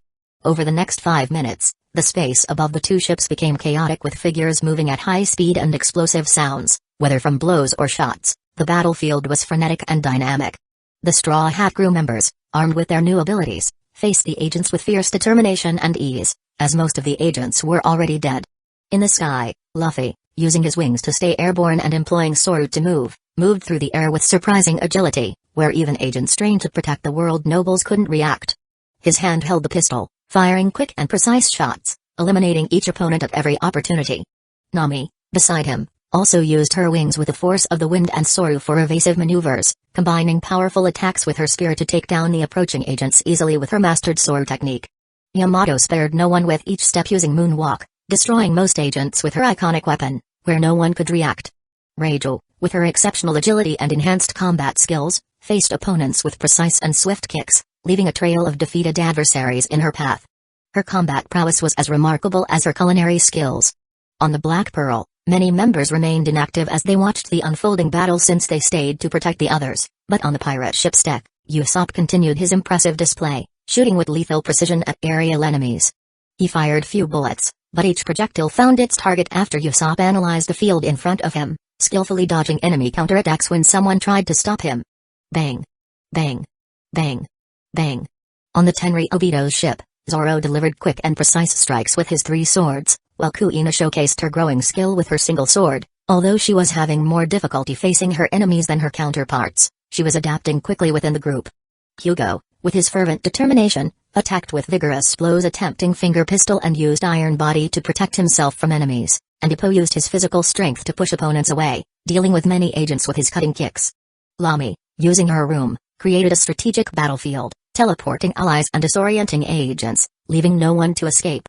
The Straw Hat crew continued their relentless offensive, overcoming the agents over time, as their speed and techniques were honed. "We're losing this fight." Someone guarding the Tenri Obito spoke fearfully. "We must protect the sublime magnanimous, most excellent and unquestionably your excellency Tenri Obito noble and imposing, Saint Octavian Delacourt, whose nobility illuminates and blesses all seas and beyond, with our own lives." One of the agents shouted.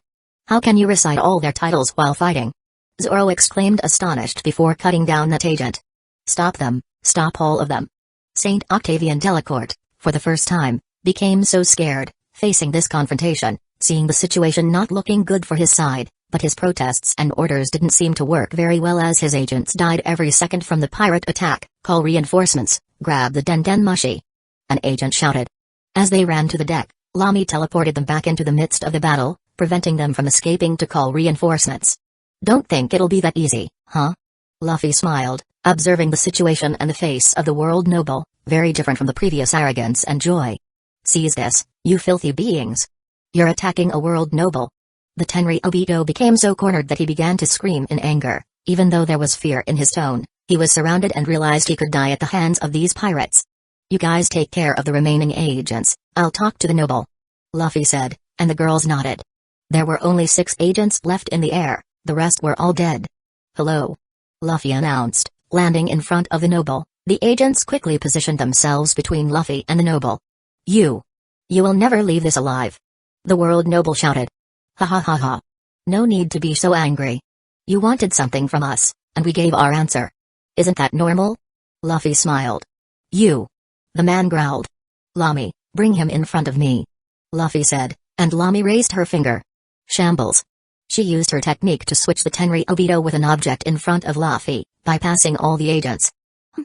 The world noble was startled, who was behind his guards one moment and, in the next, was being stared at by the pirate in front of him with a pistol aimed at him.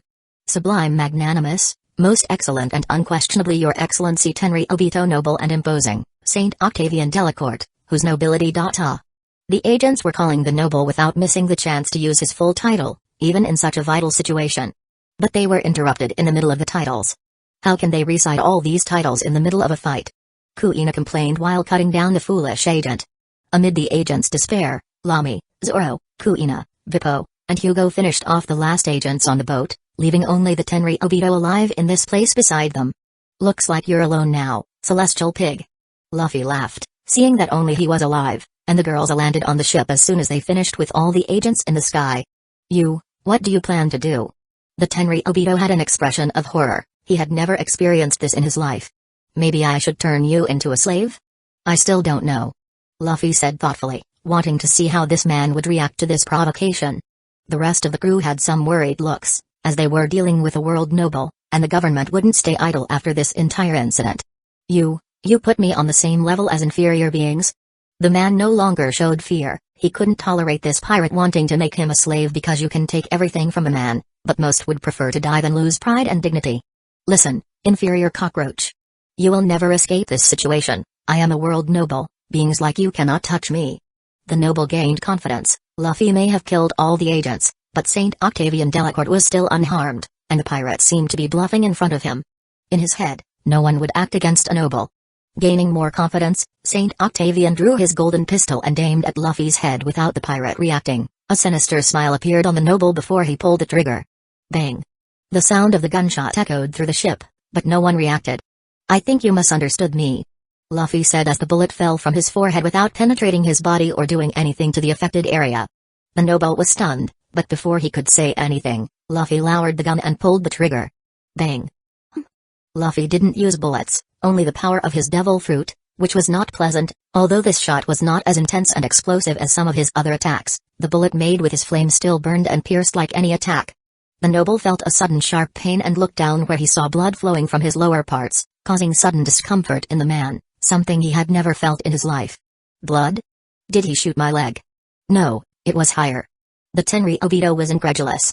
If there was anyone else alive besides the pirates here, they would have gouged their eyes out to see if they still worked because Luffy had just castrated a Tenryubito Obito. This is pain. It hurts. For the first time in his life, the man felt pain. You said you wanted my women? Here's my answer. Luffy spoke calmly as he watched the man writhing without his private parts while falling to the ground screaming. His crew looked at this scene with stunned eyes, seeing that Luffy shot him so cruelly and ruthlessly. Pain, pain, pain. Saint Octavian screamed like a wounded dog. Hey, don't scream like an animal. You really look like a pig now. Luffy murmured, bothered by the animal-like cries of the noble. You know what you're doing. You will never leave this alive, inferior being. I have had slaves like you my entire life. You will never survive after today.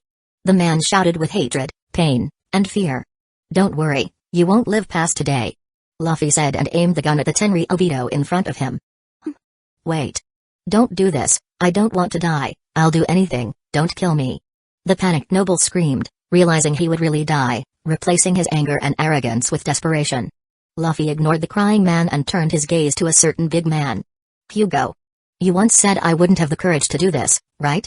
Luffy spoke to one of the latest members added to the crew. Hugo couldn't believe what he was seeing. His family was slaughtered like animals by a despicable being in front of him. But seeing one of them treated the same way they treat everyone they consider beneath their status left the man stunned and incredulous at Luffy's actions.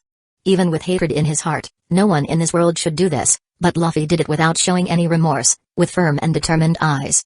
Now, watch. Luffy smiled and looked at the noble, and with determined eyes, he aimed with his gun at the helmet and pulled the trigger. Bang! He shot directly at the noble's head, making his skull explode with the astronaut helmet. You really killed him. Like that. Rages spoke with wide eyes. TSK. What else could you expect from the captain? Zoro said calmly. This Luffy. Lamy also commented with a slightly stunned voice. Don't be like that, let's clean up this mess and loot this ship. I intend to take everything that belonged to this noble. Lamy, grab all the communication and tracking devices so I can destroy them. Nami, look for treasures on the ship. Hugo, stack all the bodies, I intend to incinerate and disintegrate them. Luffy gave the order, and everyone acted accordingly. Lamy returned with the communication devices and tracking devices. Hugo threw all the bodies into a section of the sea before Luffy unleashed his intense flame, causing a massive explosion and evaporating all the agents and the world noble, eliminating any evidence. Nami returned with a happy expression but empty hands. Luffy. There's a lot of money down there, this guy is really rich, he had 2 billion. The ship is loaded with Baileys and gold. I couldn't bring it all. She seemed excited, and Luffy nodded. That's good, I have 4 billion in the system, I can buy more special devil fruits for the crew. I could get the hockey manual, but no one will learn to use the techniques in the next few weeks, and I'll get more gold on Skypiea, so I prefer to strengthen the team with a power easier to obtain from a powerful devil fruit. Luffy smiled with his thought. Great, take me to the treasure room. Luffy accompanied Nami and collected the money. Once everything was finished, Luffy and Nami returned to the Black Pearl last, with the world noble ship now in Luffy's pocket. Will everything be okay, Luffy-sama? We killed a world noble. Shirahoshi spoke as soon as Luffy returned, and like her, many had a worried look. as Luffy's actions would be much more serious than anything he had done so far. Don't worry, as I always say, on this journey, we'll face the world, we need to get stronger. This won't be the last Tenri Obito will kill, so get ready for the journey because we'll face increasingly powerful forces. Luffy spoke to all his companions. Marine officials, including admirals, 7 warlords of the seas, Cypher Pol Zero agents, Holy Knights, Gorosei, Imsama and their hidden weapons, which Luffy suspects they possess one of the 3 ancients. These are just the forces that Luffy will face within the world government, apart from the enemies that may arise from the pirate side, 4 emperors, their commanders, and armies. Luffy is not foolish to think that his journey is full of enemies, but he intends to conquer the entire sea nonetheless. He won't back down. His team remained silent for a while before Yamato was the first to break it. Yes, Luffy, let's fight against the world if necessary. I'm with you, and I always will be. Kaido's daughter expressed a complex mix of emotions. Her eyes, usually cheerful and carefree, now displayed a renewed determination.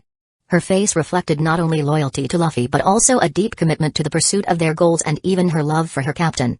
The expressions in her eyes indicated absolute trust in the captain's words, and her demeanor revealed readiness to face any challenge alongside the Straw Hats. Luffy-sama, I trust you. If you think it's the right path, then I'm with you. Together, we'll face whatever comes. The Sea Princess showed an expression of confidence mixed with concern. Her large eyes reflected the trust she placed in Luffy but also the apprehension for what might come. Sharky, sharky, sharky. The whale shark exhibited a contained joy in its eyes. It seemed eager to face the challenges that would come, demonstrating unwavering loyalty. Luffy, you've always led us down unexpected paths, and it always worked. I trust you to lead, Captain. Let's do this. Zoro, with his 3 swords by his side, had a determined and serious look. His eyes gleamed with the promise of future battles, and a fierce determination was stamped on his face. I pursue my goals and intend to tread this path. But if this is everyone's determination, I am satisfied. Let's face whatever needs to be faced together, as always. Lami spoke. Luffy, you're our captain. If you think it's the right path, we'll stand by your side. Let's do this. The polar bear mink seemed excited, his ears were erect, and he wore a look of courage. Bippo's expression conveyed his readiness to protect his comrades. Woof woof. The loyal Chow Chu, the dog, tilted his head, showing an expression of trust and loyalty. His eyes sparkled with determination. Well, if Luffy decided, who am I to disagree? Let's go, face this crazy world with everything we've got. They'll tremble at the brave Usopp. The Straw Hat's sharpshooter had a cautious look, but it soon turned into determination. His eyes revealed a reluctant confidence in Luffy's words. Luffy, you're stubborn, but we always follow you. I'm ready for whatever comes. I hope we're all aware of what we're doing. The navigator looked at Luffy with a mix of skepticism, acceptance, and love. Her eyes reflected a blend of concern and trust, ready to face what was to come and follow the man of her life. Luffy, your courage is inspiring. I'll be with you, we'll face whatever is necessary. May this journey take us to amazing places. Sanji's sister showed an expression of respect and admiration for Luffy. Her eyes indicated belief in the captain's words and a willingness to face challenges alongside him. Luffy, you truly are the craziest captain I've ever seen, and that's why I'll follow you. Let's make history, huh? Hugo, another member of the Straw Hats who once emanated hatred in his eyes, now showed a more controlled expression, a mix of determination and anticipation for future battles. Luffy, we trust you. If you think it's the right path, then that's what we'll do. Together, to the end. Nami's sister looked at Luffy with a reassuring smile, expressing confidence in the captain's decisions. Her eyes conveyed solidarity and love for the man she fell for. Nay. I still can't believe we killed a Tenri Obito. But it seems that's how this crew does things. The octopus displayed a serious expression, his eyes seemed tired, but there was still a flame of determination. He was ready to get into the groove of this group with another adventure and the possible wars they would face. If this is what Luffy wants, then this is what we'll do. We're in this journey together, no matter what. Kuina spoke. The swordswoman maintained a serene look, demonstrating acceptance and trust in Luffy's words. Her eyes reflected the determination to face the unknown. I have nothing to say, except that I intend to follow my husband. If he wants to go face the world, so be it. Alvida looked at Luffy with a mixture of surprise and acceptance. Her eyes revealed a willingness to follow the captain wherever he went. Ha ha ha ha ha. That's good, Nami, how far are we from our goal?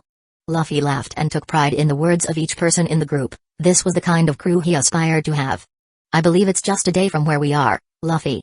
Nami said, and Luffy opened an even bigger smile while pointing his finger in that direction. "Now it's time to leave East Blue, let's head to the Grand Line," Luffy announced, and everyone prepared to sail again. The Black Pearl followed its course, ready to enter new unknown and powerful waters, in search of battles, gold, and new adventures. Chapter 102, World News. While Luffy headed towards the Grand Line, on this same day, an incredible incident was unfolding in a corner of Mary Jo's. Amidst their duties, the Cypher Paul agents and the Holy Land Guards were completely oblivious to what was about to transpire. A man tasked with monitoring the Vivre cards of all living Tenri Obito noticed something unusual as he went about his work like any other day. "What's that smell? It seems like something's burning," the man murmured as he traced the strange odor. Approaching a large wall that served as a monitor for all Tenri Obito families, used to locate them when necessary or when one was in danger, the agent noticed a paper on the Delacourt family board catching fire and disappearing each moment. "This can't be," exclaimed the agent, recognizing the situation. He immediately reached for his Den Mushi to report the emergency to his superiors. "Agent 003 here. Primary level urgency. The Vivre card with the name Octavian Delacourt is burning, the user is dying, I repeat, a Tenri Obito is dying," he shouted, and within 2 seconds, the room was flooded with other agents entering swiftly, so agile that even the small man had no time to react. "That." One of the shadows that appeared spoke ominously, looking at the paper being destroyed and disappearing before them. "Where was Octavian Delacourt?" Another voice said, with a serious tone. "Here, in this report. He went out for a stroll and to acquire new possessions for his collection. The last time he was seen and contacted headquarters, he was entering the reverse mountain." Someone grabbed a registration notebook and began analyzing. "He entered one of the 4 blues then. Immediately contact the Den Mushis on his ship. We need to know which one he was in and what happened. We must determine if it was a natural event or if he was a victim of assassination. Then we must act," said one of the shadows with a large sword on their back. "Assassination? Would anyone have the courage to do that?" someone among the shadows asked. "They shouldn't, but we must always consider that possibility. If it was the case, we must eliminate the threat that dared to touch the world noble, but we must prevent this from being announced to the world. It wouldn't be good for any of us with news of someone killing a world noble," asserted the shadowy voice with seriousness and continued speaking. "I will personally report to the Gorosei and await their orders regarding the situation. This must be brought to them immediately. The Marines will also be notified. If necessary, we will act according to their instructions," spoke the voice in the shadow. "Yes, sir," the agents responded in unison. Thus, the group disappeared from the room, leaving Agent 003, who couldn't react to this movement, even though he knew hockey. He was powerless against those figures far beyond the forces they already considered elites. As the sun rose on this day, the world witnessed the publication of a newspaper that would shake the foundations of maritime news once again. In bold letters, the name Monkey D. Luffy topped the front page again, sparking a wave of curiosity among eager readers. "This pirate again? What's with these newspapers? I want to see news about 4 Emperors. This newcomer again? Wait, look at the photo and the article. This is big. And to think that this pirate belongs to such a family? This will shock the world." These phrases echoed around the world. On the front page was a notable captured image. In the upper right corner, an imposing photograph of Monkey D. Dragon took space, his mysterious demeanor and revolutionary aura standing out. In the devastated square of Logtown's center, Monkey D. Garp rose like a colossal figure, witness and participant in a battle that shook the place where the legendary Gold D. Roger faced his execution. On the other end of the image, Monkey D. Luffy, transformed into his Phase 2, displayed a fierce posture as purple flames covered his body, while Monkey D. Lucy, dressed in marine attire, looked confused, observing the turmoil before her. The bold and intriguing title of the article proclaimed, "Meet the most bizarre family in the world, the Monkey Ds." The text continued with a captivating narrative that took readers on a journey through the recent events involving these notable members of the Monkey D. family. In addition to highlighting Luffy's notorious feats, the article revealed the surprising connection between them, pointing to familial ties that transcended individual notoriety. Did you know that, in addition to the notorious pirate Monkey D. Luffy, who conquered the East Blue and is heading towards the Grand Line, he fought against the Navy hero in Logtown? The article inquired. The fight devastated the square where Gold D. Roger was executed, turning it into a field of chaos as another prominent figure joined the fray. The leader of the Revolutionary Army and the world's worst criminal. But what you didn't know was that these 3 members are related to each other and are closer than you can imagine, as their names are Monkey D. Luffy, Monkey D. Lucy, Monkey D. Dragon, and Monkey D. Garp. Yes, they are a family. In a place in the New World. Shanks, look at this. Luffy made another big noise. Said a man with a cigar on an island in the New World. Luffy again. Well, that's big. De ha ha ha ha. The four emperors had to admit. Ha ha ha ha ha. Luffy seems to be becoming famous even before entering the Grand Line. He even faced his grandfather. Not to mention he already got me into trouble. Shanks's humor was slightly ruined with these words. Ha ha ha ha ha. I still remember your face looking at that newspaper. Flashback. Hey, Shanks. There's quite shocking news in this newspaper. What would it be? Shanks asked curiously. It's about your wife, she's in the newspaper. Wife? Do I have a wife? Shanks was confused. Look. Makino, I miss her. Did she become queen after Luffy killed that king? That's amazing. Look closely. It says she's your wife. The man exclaimed again. Wife? Queen Makino is not only the queen of Goa, but she is also the wife of Akagame no Shanks, the last four emperors who settled in the New World. This. Shanks took a few seconds to process the information. Makino is my wife. He shouted. End of flashback. Luffy is causing more chaos in the world than I could imagine from that brat. I don't even want to imagine what his next news in the newspapers will be. Shanks had to murmur, as the fact that Makino seems to be his wife is causing him trouble, not only with his crew now laughing and making jokes about him, and some old friends commenting on this fact, making more jokes or even congratulating him, with some asking if he plans to dominate the East Blue. Luffy put him in a position where he involuntarily has to protect the Goa Kingdom at this moment. I'm going to make Luffy pay for all of this, when I find him, you'll see, brat. Shanks spoke with a somewhat irritated tone, still remembering how his life changed in the last few days. On the island of Bolo. This boy is Garp's grandson and dragon's son? Yes, Mama. One of the four emperors' commanders informed. Mama. Interesting, send an invitation to him. I want him at the first tea party when he comes to the New World. Maybe a marriage with my daughters, his devil fruit seems powerful, he'll be a good subordinate. Big Mom said calmly, as she had already finished her meal. On an island in the country of Wano. This is a mythical beast?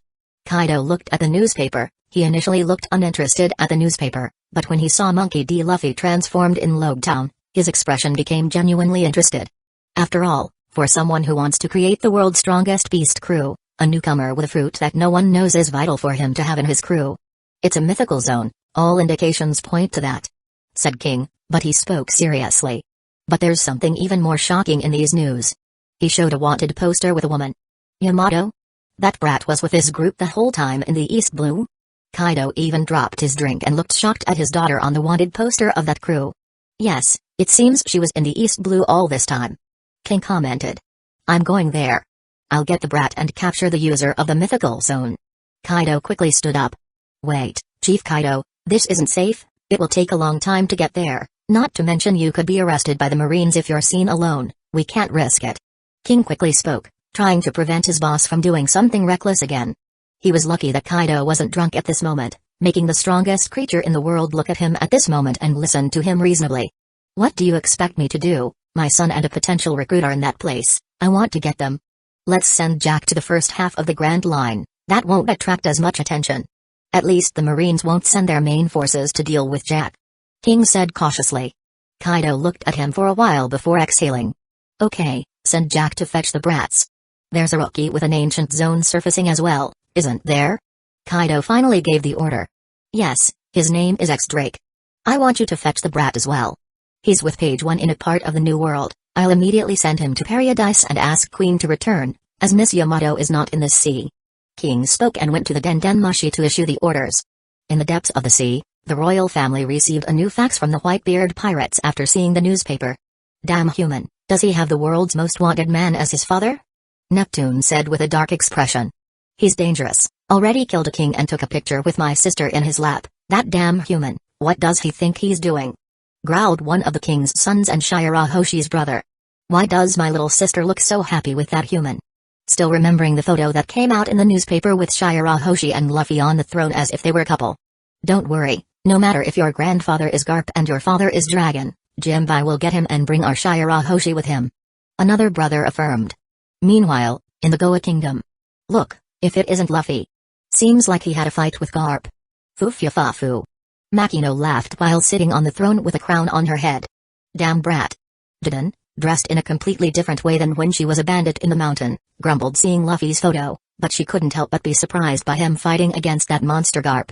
My queen, you can't find humor in looking at such shocking news. A minister tried to advise Makino. Now the world knows that Garp, Dragon, and Luffy are relatives. I'm not too worried about the first two, but Luffy will certainly face more pressure at sea. Wolf spoke beside the throne, as he had become a minister to the queen against his will. Elsewhere, in paradise. Damn. Dragon appearing in the East Blue isn't enough, a Tenri Obito was killed. Sengoku commented in front of the three admirals in a meeting. He was killed? How scary. Kizaru spoke with his usual expression. Should we take action? Kyuzen commented, raising an eyebrow. Who are we going to kill for this affront? Okainu spoke ominously. We don't know yet how he died, he was at the entrance to the Grand Line.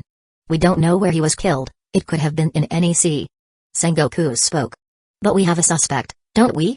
Kyuzen spoke. Yes. Everything indicates that it might have been Monkey D. Dragon, he is the prime suspect. Sengoku spoke seriously. These damn revolutionaries, so he is acting so openly against the world government? What are we going to do? He escaped Logtown, didn't he? Kizaru said, looking at the photo of Dragon on his desk. I'm sending a vice admiral to each sea to find out what happened to the Tenri Obito, but we will take action. We may not know where Dragon is, but we can hunt his son, that's the order of the five elders. The fleet admiral spoke. Garp's grandson? That's a threat, can I handle him? Okainu spoke. No, I'll send Kyuzen, I need you and Kizaru here. There's a Whitebeard commander in this sea, and according to some reports, the strange activities of the beast pirates in the New World are returning to paradise. It's possible that Jack is coming to this sea. A pirate worth $1 billion. How scary. Kizaru spoke. Well, anyway, when should I act? Kyuzen spoke. Let's see what these forces want in this sea. Once things stabilize, you'll go after Dragon's son, and even Garp won't be able to act to help his grandson since it's a possible assassination of a world noble. Sengoku concluded. Chapter 103, All Aboard, the next destination is the Grand Line. As Black Pearl continued its journey, cutting through the waters towards the Grand Line, the turmoil of the world showed no signs of abating. However, the spirits on board remained high after the recent conversation among the crew. Luffy, wearing the expression of a grinning rogue, held up the new wanted posters he had acquired on the Tenri Obito's ship. He eagerly shared the discovery, displaying the papers to everyone on the crew as they followed their course. We didn't get the newspaper today, but look, our new wanted posters that Lamy found on the Tenri Obito's ship. Exclaimed Luffy, smiling like a ruffian as he showed the papers. The posters revealed the bounty values and featured striking images of each crew member: Monkey D. Luffy, 200 million Baileys, dead or alive; Roronoa Zoro, 20 million Baileys, dead or alive; Trafalgar D. Lamy, 50 million Baileys, dead or alive; Yamato, 150 million Baileys, dead or alive; Nami, 50 million Baileys, dead or alive. The impact of the bounties left the crew speechless. This. 200 million? That's unbelievable. This is so unexpected. Look at my bounty. 150 million. And I have my picture without a mask? Yamato spoke wide-eyed, realizing her father would now know where she is. Oh, no. So many millions? This is dangerous. Shirahoshi said in fear. Sharky. 20 million, really? This is an outrage. How does Luffy have 200 million? Zoro complained at this moment, having the lowest bounty in the group. 50 million. Looks like I'm becoming famous. Lamy had a determined look.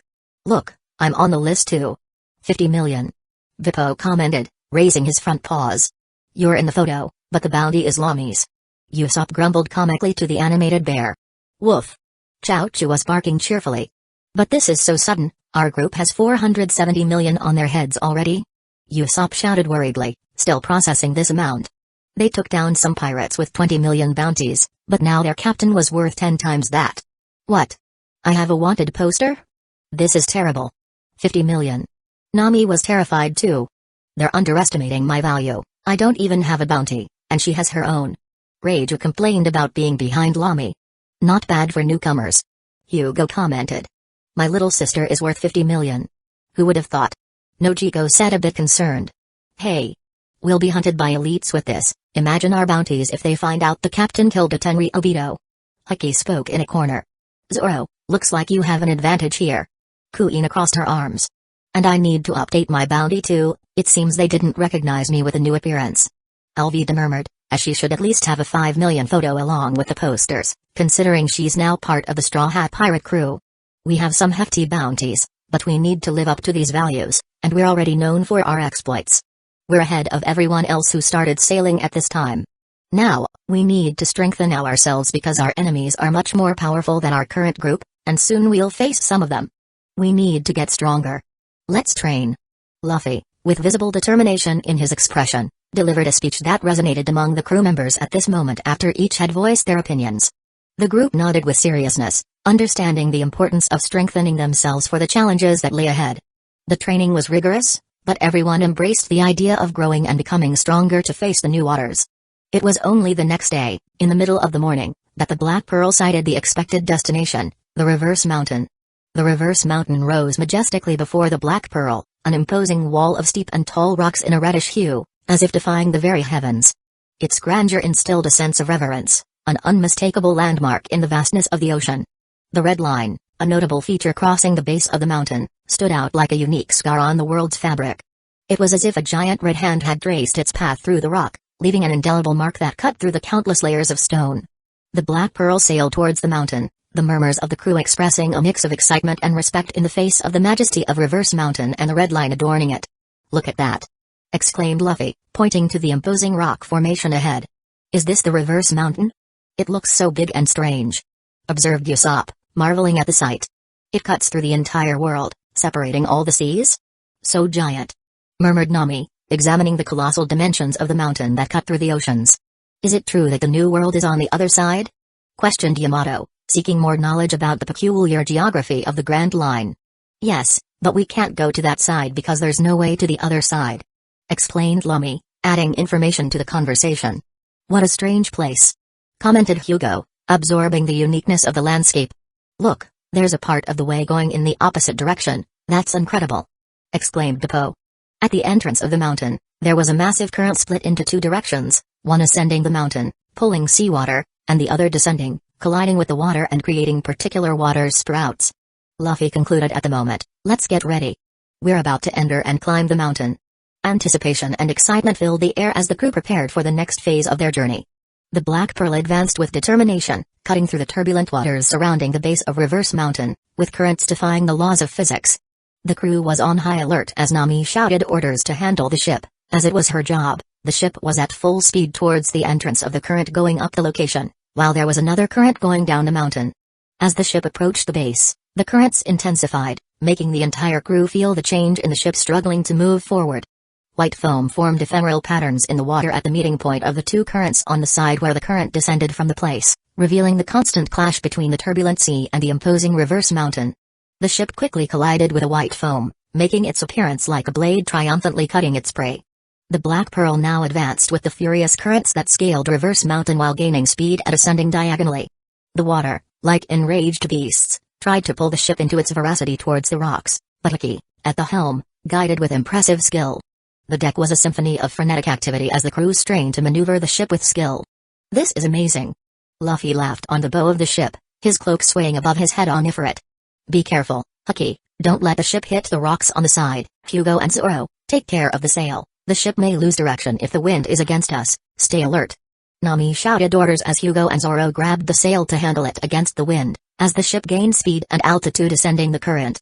The crew members, soaked by the foam that surged against the ship, worked together to adjust the sails, turn the pulleys, and maneuver the oars. The roar of the currents competed with Nami's precise commands, who, with determined eyes, directed the Black Pearl through the chaotic waters. Yamato and Nami were also ready to use their powers if needed here,